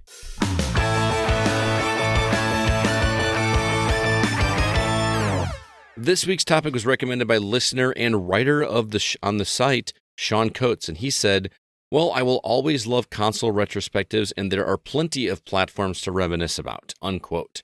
We'll come back to specific console retrospectives where Zack educates us on the history of a certain platform, but we decided to take this in a slightly different direction. We're going to talk about obscure or forgotten consoles from the past, and this is obviously and definitely a CB topic, because he's probably the most knowledgeable of consoles between the four of us, so we're going to start with him so he can educate us a little bit. What are some of your favorite consoles that have been forgotten or that many people have probably never even heard of? I'm excited. Where do you want me to start? Do you want me to start with older first or younger first? It's your education, man. We'll start with one of my favorite, the FM, the Fairchild Channel F. Okay. So early console, second generation console, came out in 1976, is actually responsible for the first interchangeable cart. Oh, really? Yep. They were the first ones to do it. Literally never heard of it. Yeah, it's real basic. Real basic. It's essentially almost everything is like a Pong clone. So, but really cool. It has a really cool design. The carts are like this really unique yellow. I have one. They are infamous for destroying themselves. They have bad capacitors. Like you play the game and it just burns the cartridge? No. Like you'll like power it on and the capacitors will just explode. Oh, in the console you're talking And about. you're just like, oh, look, it doesn't work anymore. Hmm. So yeah, really So interesting. they were also the first Red Ring of Death. Kind of. Yes. One which, go ahead. I was just say, what a nice honor to have. Yeah. But I feel bad because the owner, the guy who created the console has been mostly forgotten, and at the moment I can't remember his name. But they're talking about doing a documentary about him. So I will circle back to that at some point in time. Here's one that I know most people have never played, a Vectrex. I've played a Vectrex. Yes. You can't see me raising my hand, but I have played a Vectrex. Now that I've never heard of. So Vectrex was essentially a portable arcade unit. It's only about 8 or 10 inches tall. It's about 14 inches tall. Screen's it? about 8 inches, but it uses vector graphics. Yeah, it looks like, you remember the old Star Wars game, that used vector graphics back in the late 70s? Yeah, I know it. I know what vector graphics are. Yeah. Okay. Yeah. All It's that. like that, but a home console. You literally, it's a screen and a place to plug in games all in one little tiny arcade unit. It's really interesting. Yeah. I love it. Most of these have very small libraries too. So there was the Vectrex, which then later on another small one. Most of us know the Virtual Boy. Surprisingly, there are still a few out there that don't know about the Virtual Boy. Nintendo's failed console from 1995, infamous for burning red images in your brain. So it's I actually have one. Yeah, I have a couple. They're awful. But yeah, And there's only like 13 or 14 games in that library. Yep. In the US, there's only like 14 games. And you have them all except for the Jack Brothers, Jack which Brothers, is made by yeah. Atlas. Sure was. Yeah, it's supposed to be really good. I got two more, and then later on, like most of the people that wrote in with theirs, I have some little side knowledge on some of the stuff that they wrote in about. One of the last two are consoles I do not have in my collection. I would love to track them down. Number one is the FM Towns Marty. What? I feel like you're making stuff up Nope. now. Made by Fujitsu. So the film people? Yeah. Okay. So made in 1993. It did not do well because of its price point. 1993, $710. Oh my god. We believe FIFA will get a second job to get an FM Townsend. Yeah, like just I think with inflation that's like a $1,500 console. So you modern gamers don't know how good dude. you have it. Does. What was it called again? The FM Towns Marty. Towns Marty, that's right. Sounds smarty. Yeah, just when you get into some of the like more obscure ones, they have some of the weirdest names. There's like a console out of Brazil called the Mega Duck. Yeah, dude, I'm not kidding. And so the last one, it's a handheld. Which did you guys know that there was a handheld that was funded by the mob? No, but that's awesome. It's called the Gizmondo. It has it's like, somebody talked about this in Discord. Yeah, but it's a little bitty handheld. It was like one of the worst designs ever because to put the game in, you had to take the back off, remove the lithium ion battery, remove a metal shield, slide in the cartridge, and then put it all back together. It had a really chopped up version of like one of the early Tomb Raider games on it. And believe it or not, that thing came out in 2005. No way. Yeah. It looked really close to like a Nokia N-Gage, which is another really obscure console. Yeah. So those are some of the ones that like I love or remember, outside of the ones that the people brought up, because most of the people that wrote in are consoles that I like absolutely love and adore. So all right, we'll get to what they thought. Alyssa, Zach, did you guys have any? I don't have very many. Yeah, I mean the only ones I was going to bring up are the N-Gage, which I guess is probably obscure to modern audiences because it was a cell phone portable game system hybrid, which is funny to think about today, obviously, because they all are. Right. But this actually had cartridges and stuff, and I just remember it because I wanted one so bad because I was, a teenager when it came out. So I was like, "This is the perfect cell phone. I could take phone calls and play Splinter Cell at the same time. The worst possible version of it." Oh yeah. And all the games look so bad, but I didn't care. But like, even as a teenager, I was like, this looks like the worst version of Tomb Raider. I want it.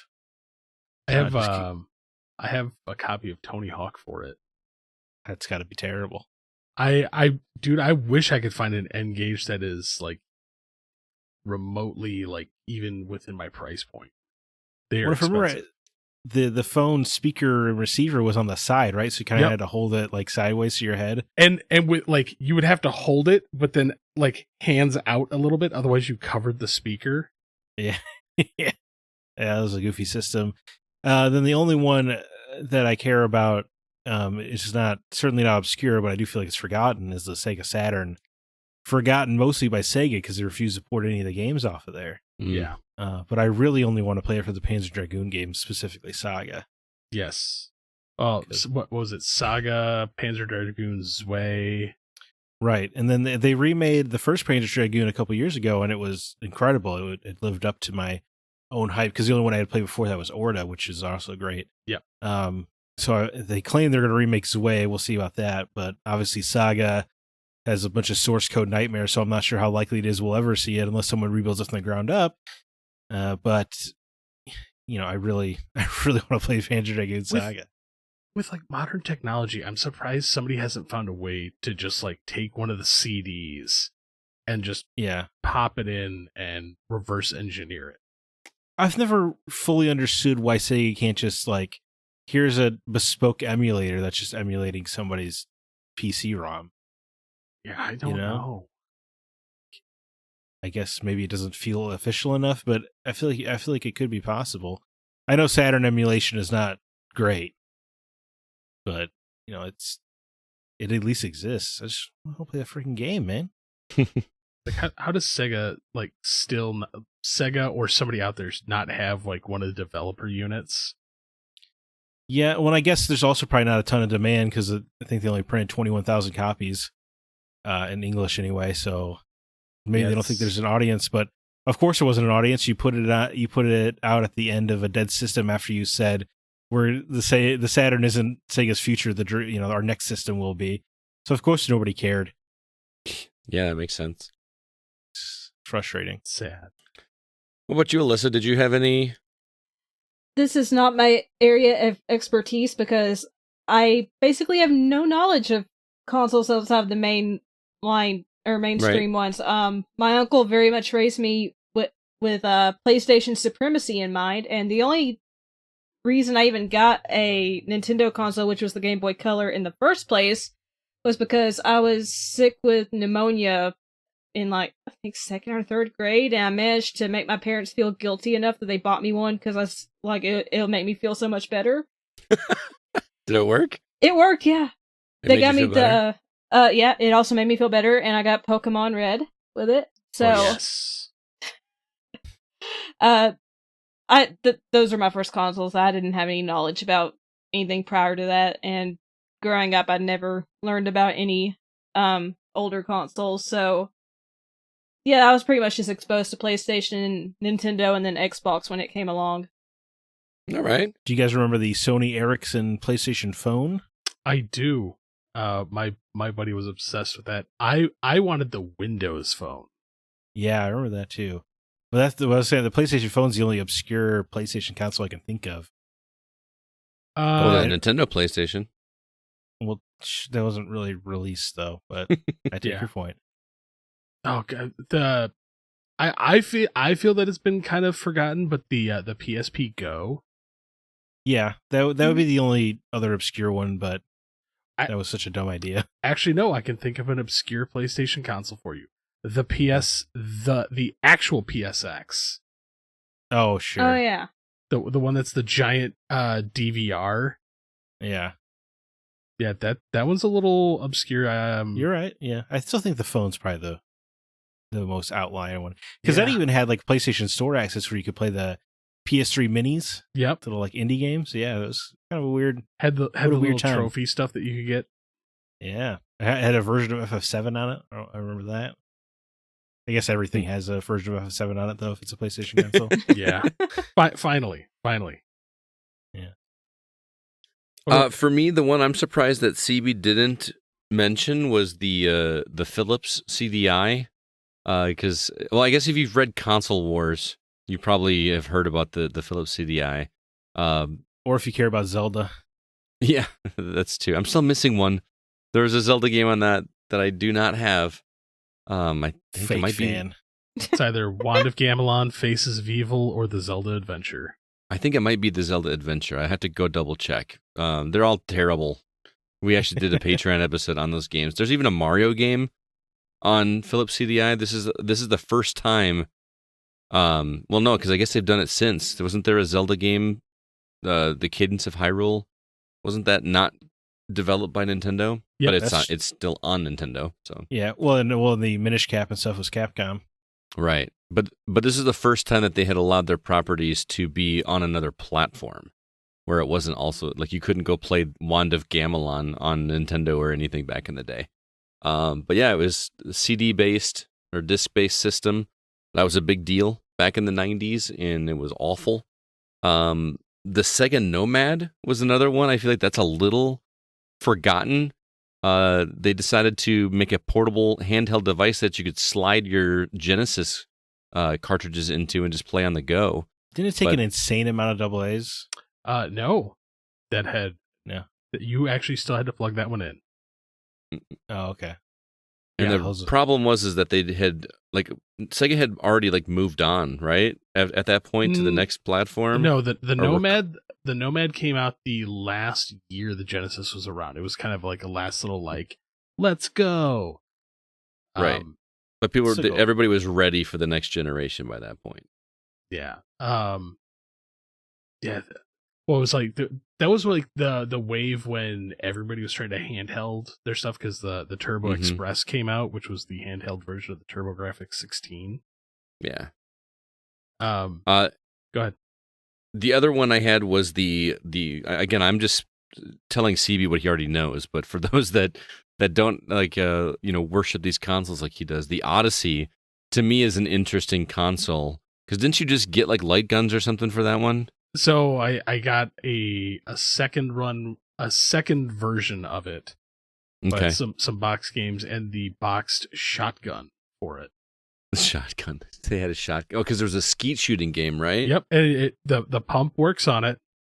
That's hilarious. So the interesting thing about the Odyssey, and correct me if I'm wrong on this, CB, is the game system wasn't even it was a step below Atari in that, there were multiple colors at least in the Atari, and all you needed was the game. But the Odyssey is the one where it was just white blocks that did certain things. And in order to play the game, you actually had to get a screen thing to cover your television that basically made the background A static the overlay. Yeah, and then the white blocks would if you were doing a race or something, you would have to race through the racetrack that was now plastered on your television screen. Or if you were playing tennis, they would have a little net and whatever.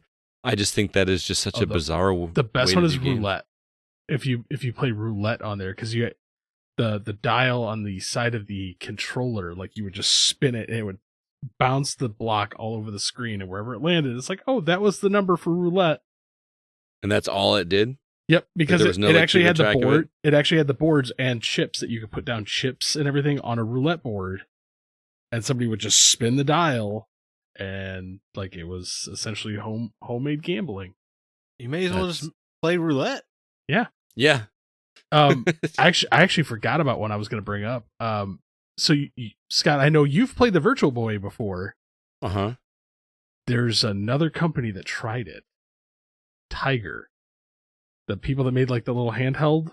The little Games? Tiger Electronics. It was the Tiger R Zone, which was the same thing, but it was a monocled version that you strapped to your head and it flipped down. So like Vegeta or whatever from Yeah. Yep. It looked exactly like that, and it was awful because it was essentially playing Tiger Electronics but with Virtual Boy graphics. Ugh. Oh, it's real bad. Next time you're over, I will have to have you try that thing.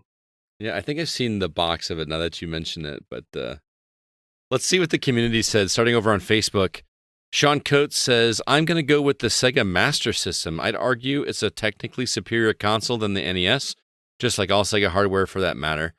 Wow. He's actually not wrong. I'll say, I think on power alone, he's correct. Before I was the retro gaming guy I am today, I actually had no idea that the console existed. I always thought Genesis was their first system. I did too. I had no idea the Sega Master System was a thing until like the last 10 years. Their third system. When I was young, I thought Master System and Genesis was the same thing, and people just use different names for them. That's what I thought as well, yeah. Anyway, he goes on to say, but can you blame me? It's called Genesis. And of course, Nintendo dominated 95% of the console market by 1990. Not once did I ever see a Sega Master System commercial interrupt my Saturday morning cartoons. Plus, by the time I became a gamer, Master System had already been out to pasture.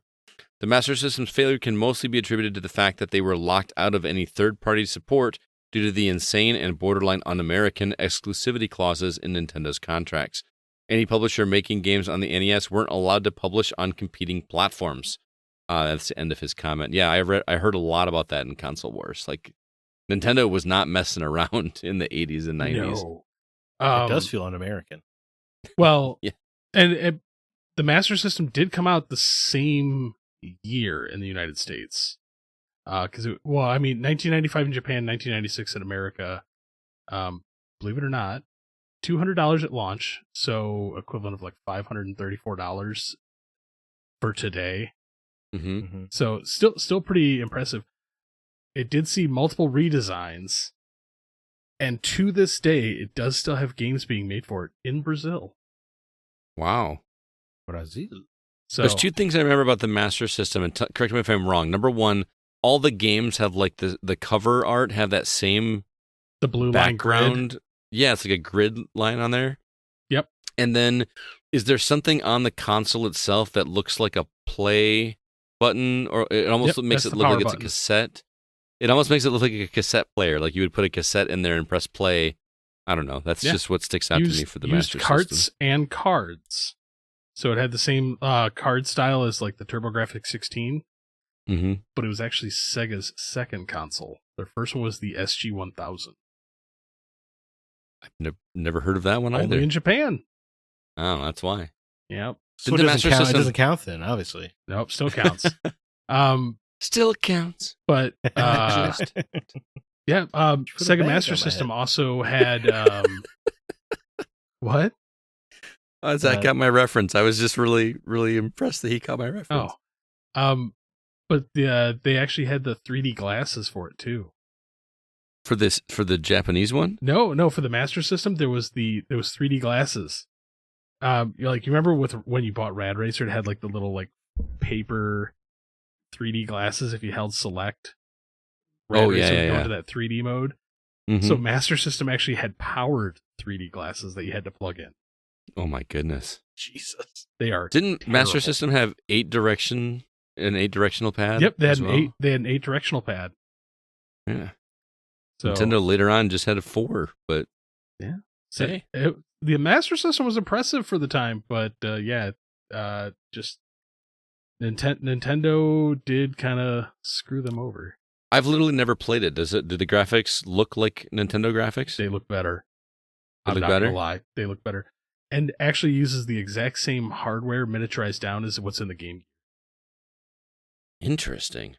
So, because you can play Master System games on a Game Gear.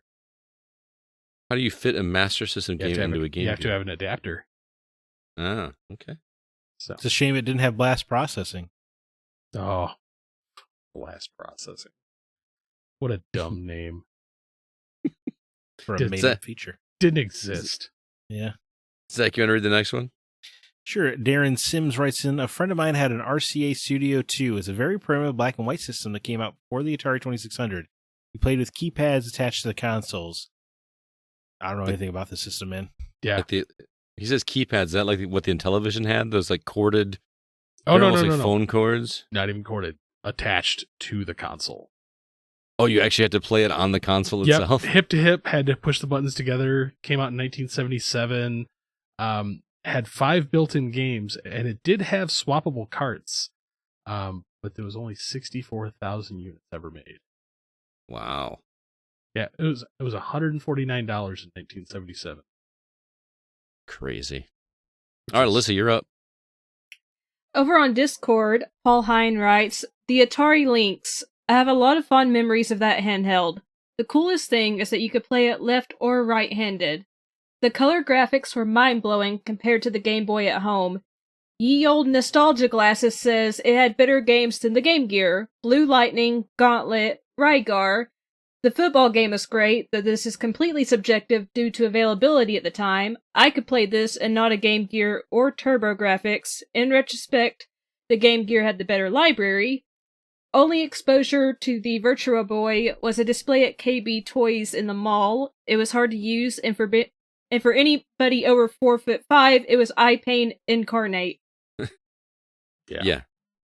I think it was eye pain for everybody. It's just nobody admitted it, or just Yeah. like It I didn't had an bother me so Atari much. Lynx.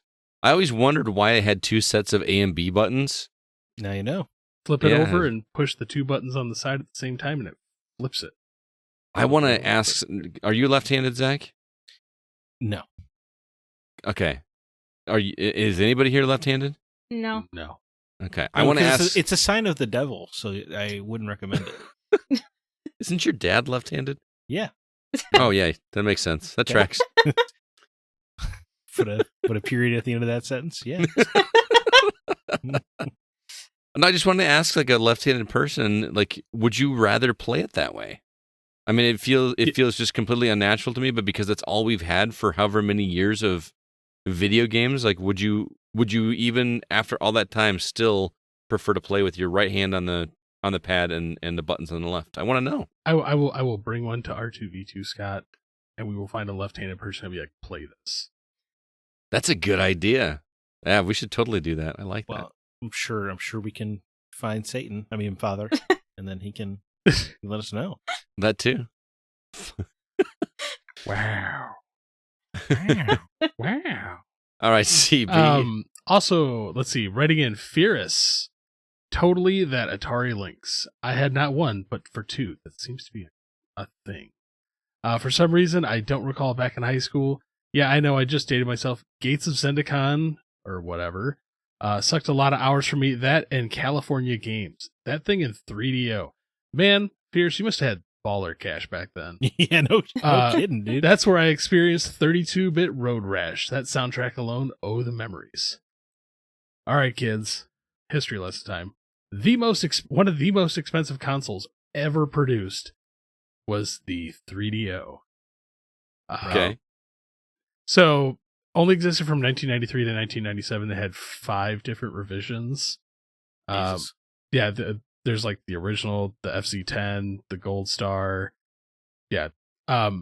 Founder is Trip Hawkins from EA. Yeah. But when this thing came out, it was $699. Adjusting for inflation, over $1,400. Man. Incredibly long load times. But the thing that kept it alive for a little while, if you wanted to make a game on 3DO, it would only cost you $3. What? So when you made a game, the company 3DO, you just paid, they got $3 of every sale. Everything else went to you. That is a lot better than the standard 30%. Yeah. So $3. That's it. And these things had like the big cardboard boxes. Yeah. I love my 3DO. But terrible load times. Also, the one of the worst controller designs I've ever seen, because to play any second player on any of the games, you had to plug the first player in, and then the second player's controller was like daisy chained into yours. Oh man, that sounds awful. So if you wanted to mess with somebody, you could be playing and like wiggle their controller a little bit, and their controller would cut out. It's Weird. Evil That is design. weird. Evil design. Have I played your 3DO? I know you. There was something that was on 3DO that I thought we talked about on Oh, one of the. well, you played Night Trap. Did we play that on 3DO or did we play that on Switch? Switch. Yeah. But Night Trap Yeah. was on 3DO. Lucian's Quest. It's a Wait. JRPG that's only available on that. The one we Oh. were just talking about, Night Trap. You- I just learned who was on Night Trap the other day. Who? It was a famous the girl that was on Different Strokes is in Night Trap. Did you know that? I've probably heard at one point in time, but I can't remember her name. I just read an article about her because it was one of those that popped up on social media. There's like, you won't believe what happened because she like went on Howard Stern and tried to redeem herself, and then she like committed suicide the next day. Oh, This is back like in the 90s or something, but I had no idea it was the same. It was the same girl that was on Different Strokes. Like played the main girl in that show. and also Scott, you've played my 3DO plenty of times. Is that where Plumbers Don't Wear Ties is? That on? is where Plumbers Don't Wear Ties Okay. exist, and it's also where a lot of the adult games exist. Oh yeah, we did that episode too. That was fun. you guys, All right. you guys play Wave the Warrior, Naughty Dog's fighting game for 3DS? I have. It is surprisingly bad. Yeah, I'm sure it's quite terrible. Yeah, Naughty They're Dog not missed known the for mark. fighting games. No. Yeah. Are there any good games on the 3DO? Earthworm Jim, right? No. Is that not on there? One No, of it's- one of the better versions of Doom is on there. There's Okay. a couple Warhammer 40K games on there. Lucian's Quest, which is a exclusive JRPG to them. Road Rash, Samurai Showdown is on there. Okay. So it actually has a fairly decent library. It's just that price point is rough. Yeah. Moving on, Mark Szymanski says, I'll start with my childhood Atari 400, later had an 800. Nostalgia glasses to the extreme, but that system filled my afternoons for several years until a little system called the NES stole my heart. A library of classic games like Donkey Kong, Pac-Man, River Raid, Decathlon, Frogger, etc. We had the peripheral cassette player, and you could use BASIC, which is what started my love of programming. Honorable mention to the 32X, probably not forgotten, but it is old and underappreciated. I don't think I've ever played the 400 or the 800. I think I was a kid when the 2600 came out, and that was where I started. So I own them. I haven't really dabbled as much because they're technically more considered PCs. Oh, really? Because they're the ones with like the full keyboards Mm-hmm. and everything. They're impressive machines. But yeah, the fact that like games came on cassette tapes to me is How still does that work? like you actually had to get a cassette player and set it next to it and like plug it in, but put the cassette in, and it would read the audio like output and translate. That's just crazy. That's nuts. Oh yeah, it's an impressive little piece of hardware. River Raid was such a great game. I played it on the 2600, but that was an awesome game. Love River Raid. The Pac-Man on Atari was terrible. Yes. Did not look like Pac-Man. It looked like some morphed, Squ- evolved. square dot eating other dots. Yeah, it was, That is where I first played Pac-Man. yeah. Waka Waka. Was that Fozzie or was that Pac-Man? Was Fozzie go? I don't know. I thought it was Pac-Man. Waka Who the hell's Waka. Fozzie? From the Fozzie Muppets. from the Muppets? Oh, I've never seen the Muppets. That's a At shame. all? You've No. never seen anything Muppet related? I have never watched anything Muppets related. Just go watch I know it. Wow. I know who Kermit is, and the Pig Lady, Miss Miss Piggy. Piggy, Miss Piggy. Yes, yeah, Miss Piggy. Just the remember pig lady. Kermit these days. He's on Omega looking for baddies. And and I know Jason Segel's obsessed with the Muppets. That's about all I know. Well, he was in the Muppet movie, yeah. But Yeah. Well, no, but he was when I went to the premiere of I Love You, Man, and asked him what his dream project would be. He said, doing a Muppets movie would be his dream project, wow. Well, that worked out well for him. and he did. Yeah, couldn't The ask for two of anything them. better. Right? So good for him, I guess. Yeah. All right, Zach, you're up. Tim Thane writes in, has anyone heard of the Game.com handheld console? It was supposed to be a competitor to Game Boy. It was a black and white console that connected to the internet and had a touchscreen with a stylus and 90s style PDA functions. The only game I remember having on it was a Duke Nukem game. The only time I've played Duke Nukem, I believe. That's very disappointing. I remember asking for this for Christmas or birthday, and my mom listened and got it for me. I was so disappointed with it that I remember faking that I liked it for my mom's sake. That's good. You're supposed to do that. Sorry, I'm realizing that these are probably supposed to be forgotten consoles that you actually liked, but this is what I've got. I've never heard of this. I haven't either. I have a boxed one. Do you really? And I have the Duke Nukem game, and there is audio. Is it actually his voice? It is severely like bastardized digital. You got to bring that. Dude, you got to it bring that to sounds so R2V2. But yeah, that thing is it is an awkward PDA that just happens to have game functionality on it. I couldn't imagine playing Duke Nukem on a PDA in the 90s. Well, I mean, it's got like a D-pad and A/B buttons, but when you go to the main menu, like it has a stylus on the top that you can like click everything. Mm-hmm. Was it in color? No, black and white Duke Nukem. It is like a Palm Pilot, but just crazy. the size of a Wii U tablet. Wow, that's weird, man. Yeah, it is hilarious. It's a bizarre little console. All right, Alyssa. Okay, CB's probably gonna have to help me with this image, but Caramel Bear writes in, I wanted a Game Boy so bad, but my parents and aunt pitched in to get me this instead, and there's a picture. Is that the Watara Supervision? This is the Watara Supervision. Watara. Okay. I was trying to go Japanese with the pronunciation. You're probably more accurate then. Don't get me wrong, this handheld was surprisingly addicting, but there were not that many games for it. I sold it 6 or 7 years ago because it's highly sought after now. Yeah. I can't even find one. Yeah, but CB's pretty upset right now. Yeah, came out in 1992. It was the cheap competitor to the Game Boy, coming in at $49.95. So half the price of a Game Boy. What games were on it, or what? Proprietary trash. Okay, because the screen looks very much like a Game Boy. Oh yeah, it looked very much like it. Like there was like Tetris clones, things like that on there. Yeah.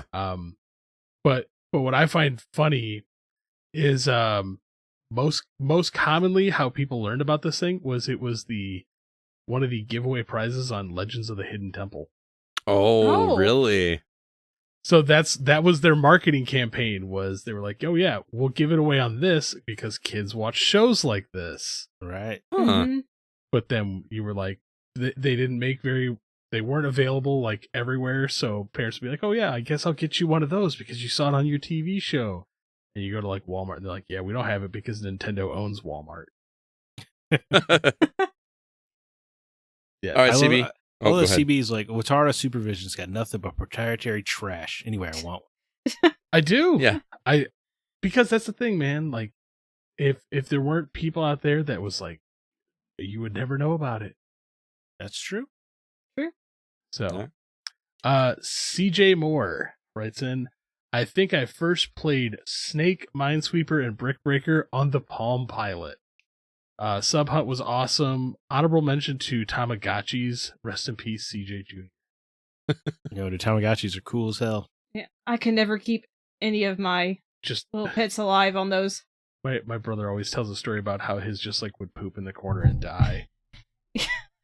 I hated that stupid thing. Like you're always sitting there, like every morning you'd wake up and you'd have to clean up the little poo piles on the screen. Yeah. So I have a semi-functioning Palm Pilot. I don't know why that thing was so popular. Because I think just business people had them, right? Yeah, but it's so unwieldy. Well, the BlackBerry also was not a great phone, but it owned corporate America. I had a BlackBerry. Did you like it? Yeah, at the time, especially when I got one that had an actual keyboard on it. So you could actually type out stuff instead of having to tap the letters with like the you know what I'm talking about? Yeah. No. I'm talking like with even like the original Palm Pilots, you had to type out your sentences like with the stylus on the screen. Oh, okay. And that was just took forever. Yeah, but when I could, annoying as hell. Yeah. Mm-hmm. Yeah, I never understood them. See, if I was going to own any one thing from that like era, I want one of the old Sidekick phones. Sidekick. The ones where it would look like a phone, but if you pressed on the one side, it like rotated the screen. And Oh, it became yeah, I a remember full-size those. keyboard. Yeah. Those things were cool. I wanted one of the Matrix phones where it just like shot out the receiver. Where'd the top go? I got two more here. Bill Gardner says, my uncle had an Apple Pippin. I remember going over and playing Marathon, a Mr. Potato Head game, and a Gundam game. It was a cool console, but Apple didn't seem to know what they wanted to do with it. I still have an Intellivision with like 50 games. It was one of the first consoles I remember playing on along with the NES. I can't speak to the Apple Pippin. Chris, what is an Apple Pippin? So, Apple Pippin was Apple's attempt to get into the market, and this was like right around the time that Steve Jobs was leaving. Mm-hmm. But it only existed from 1996 to 1997. Cost $600 at the time, about $1,120 today.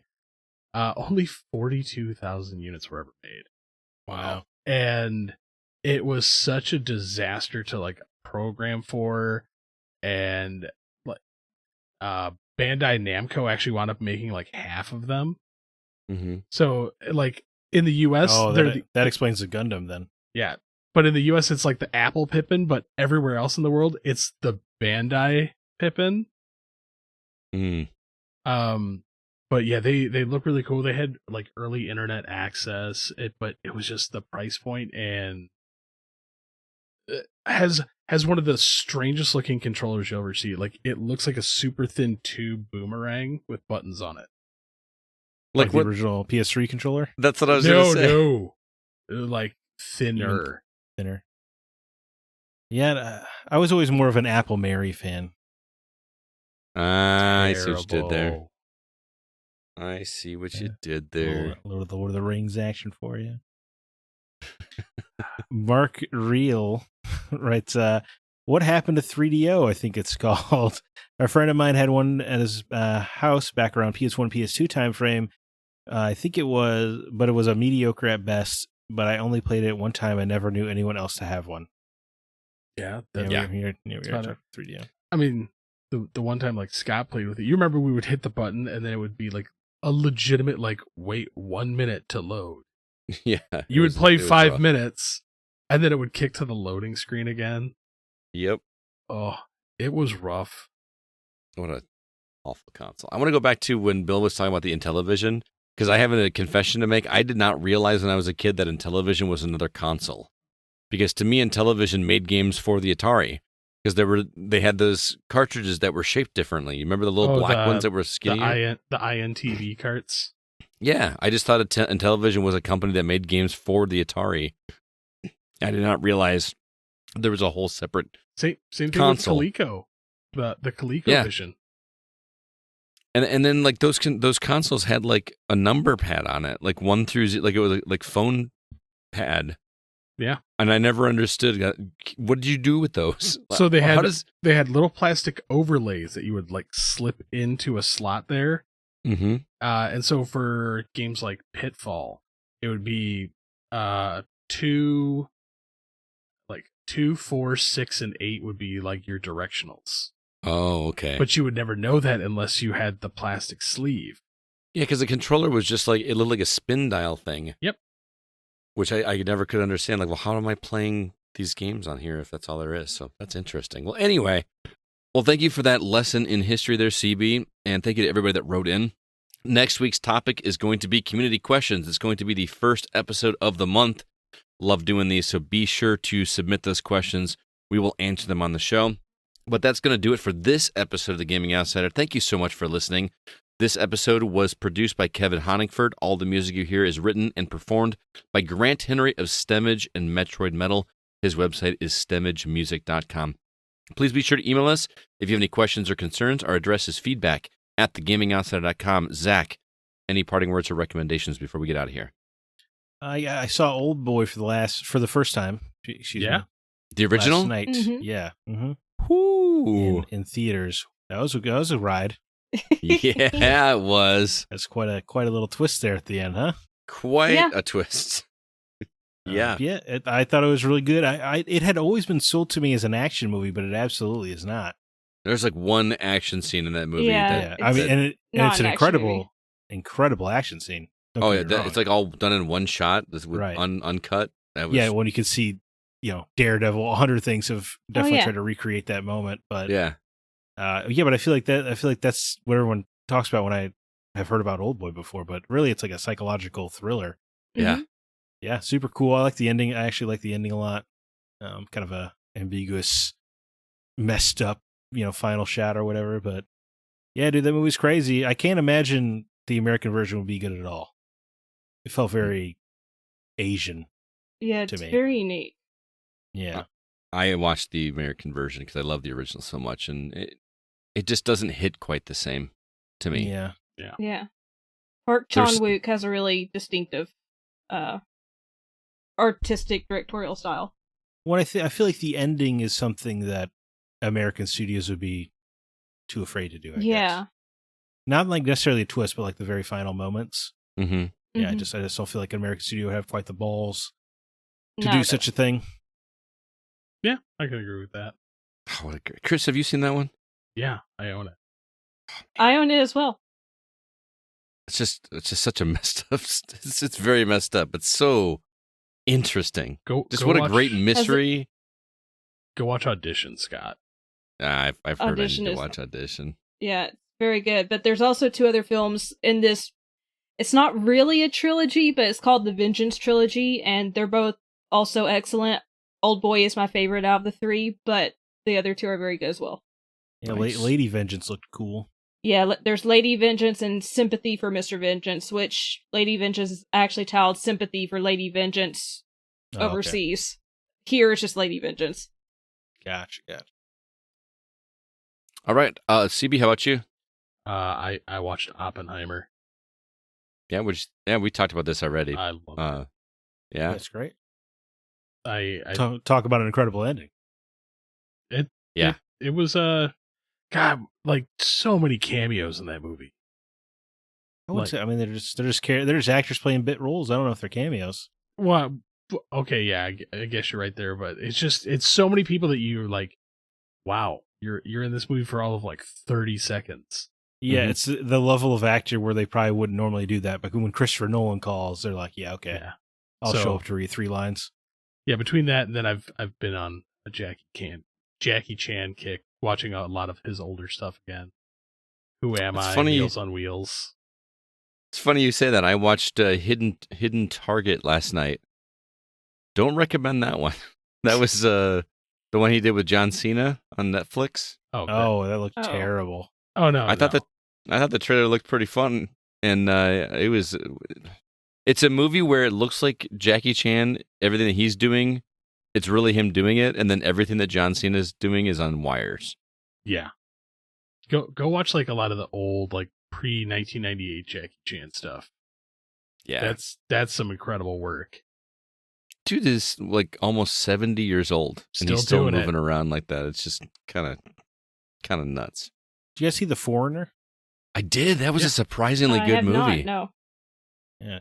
A very serious Jackie Chan role. Yeah, it's not like, I mean, there's some action in it, but it's not an action movie.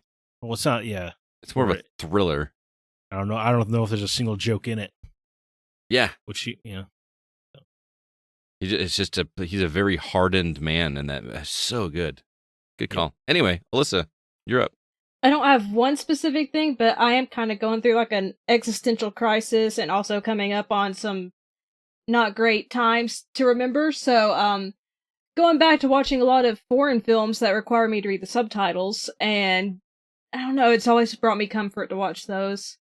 So I'm really getting a lot of usage out of the Criterion Channel and Mubi right now.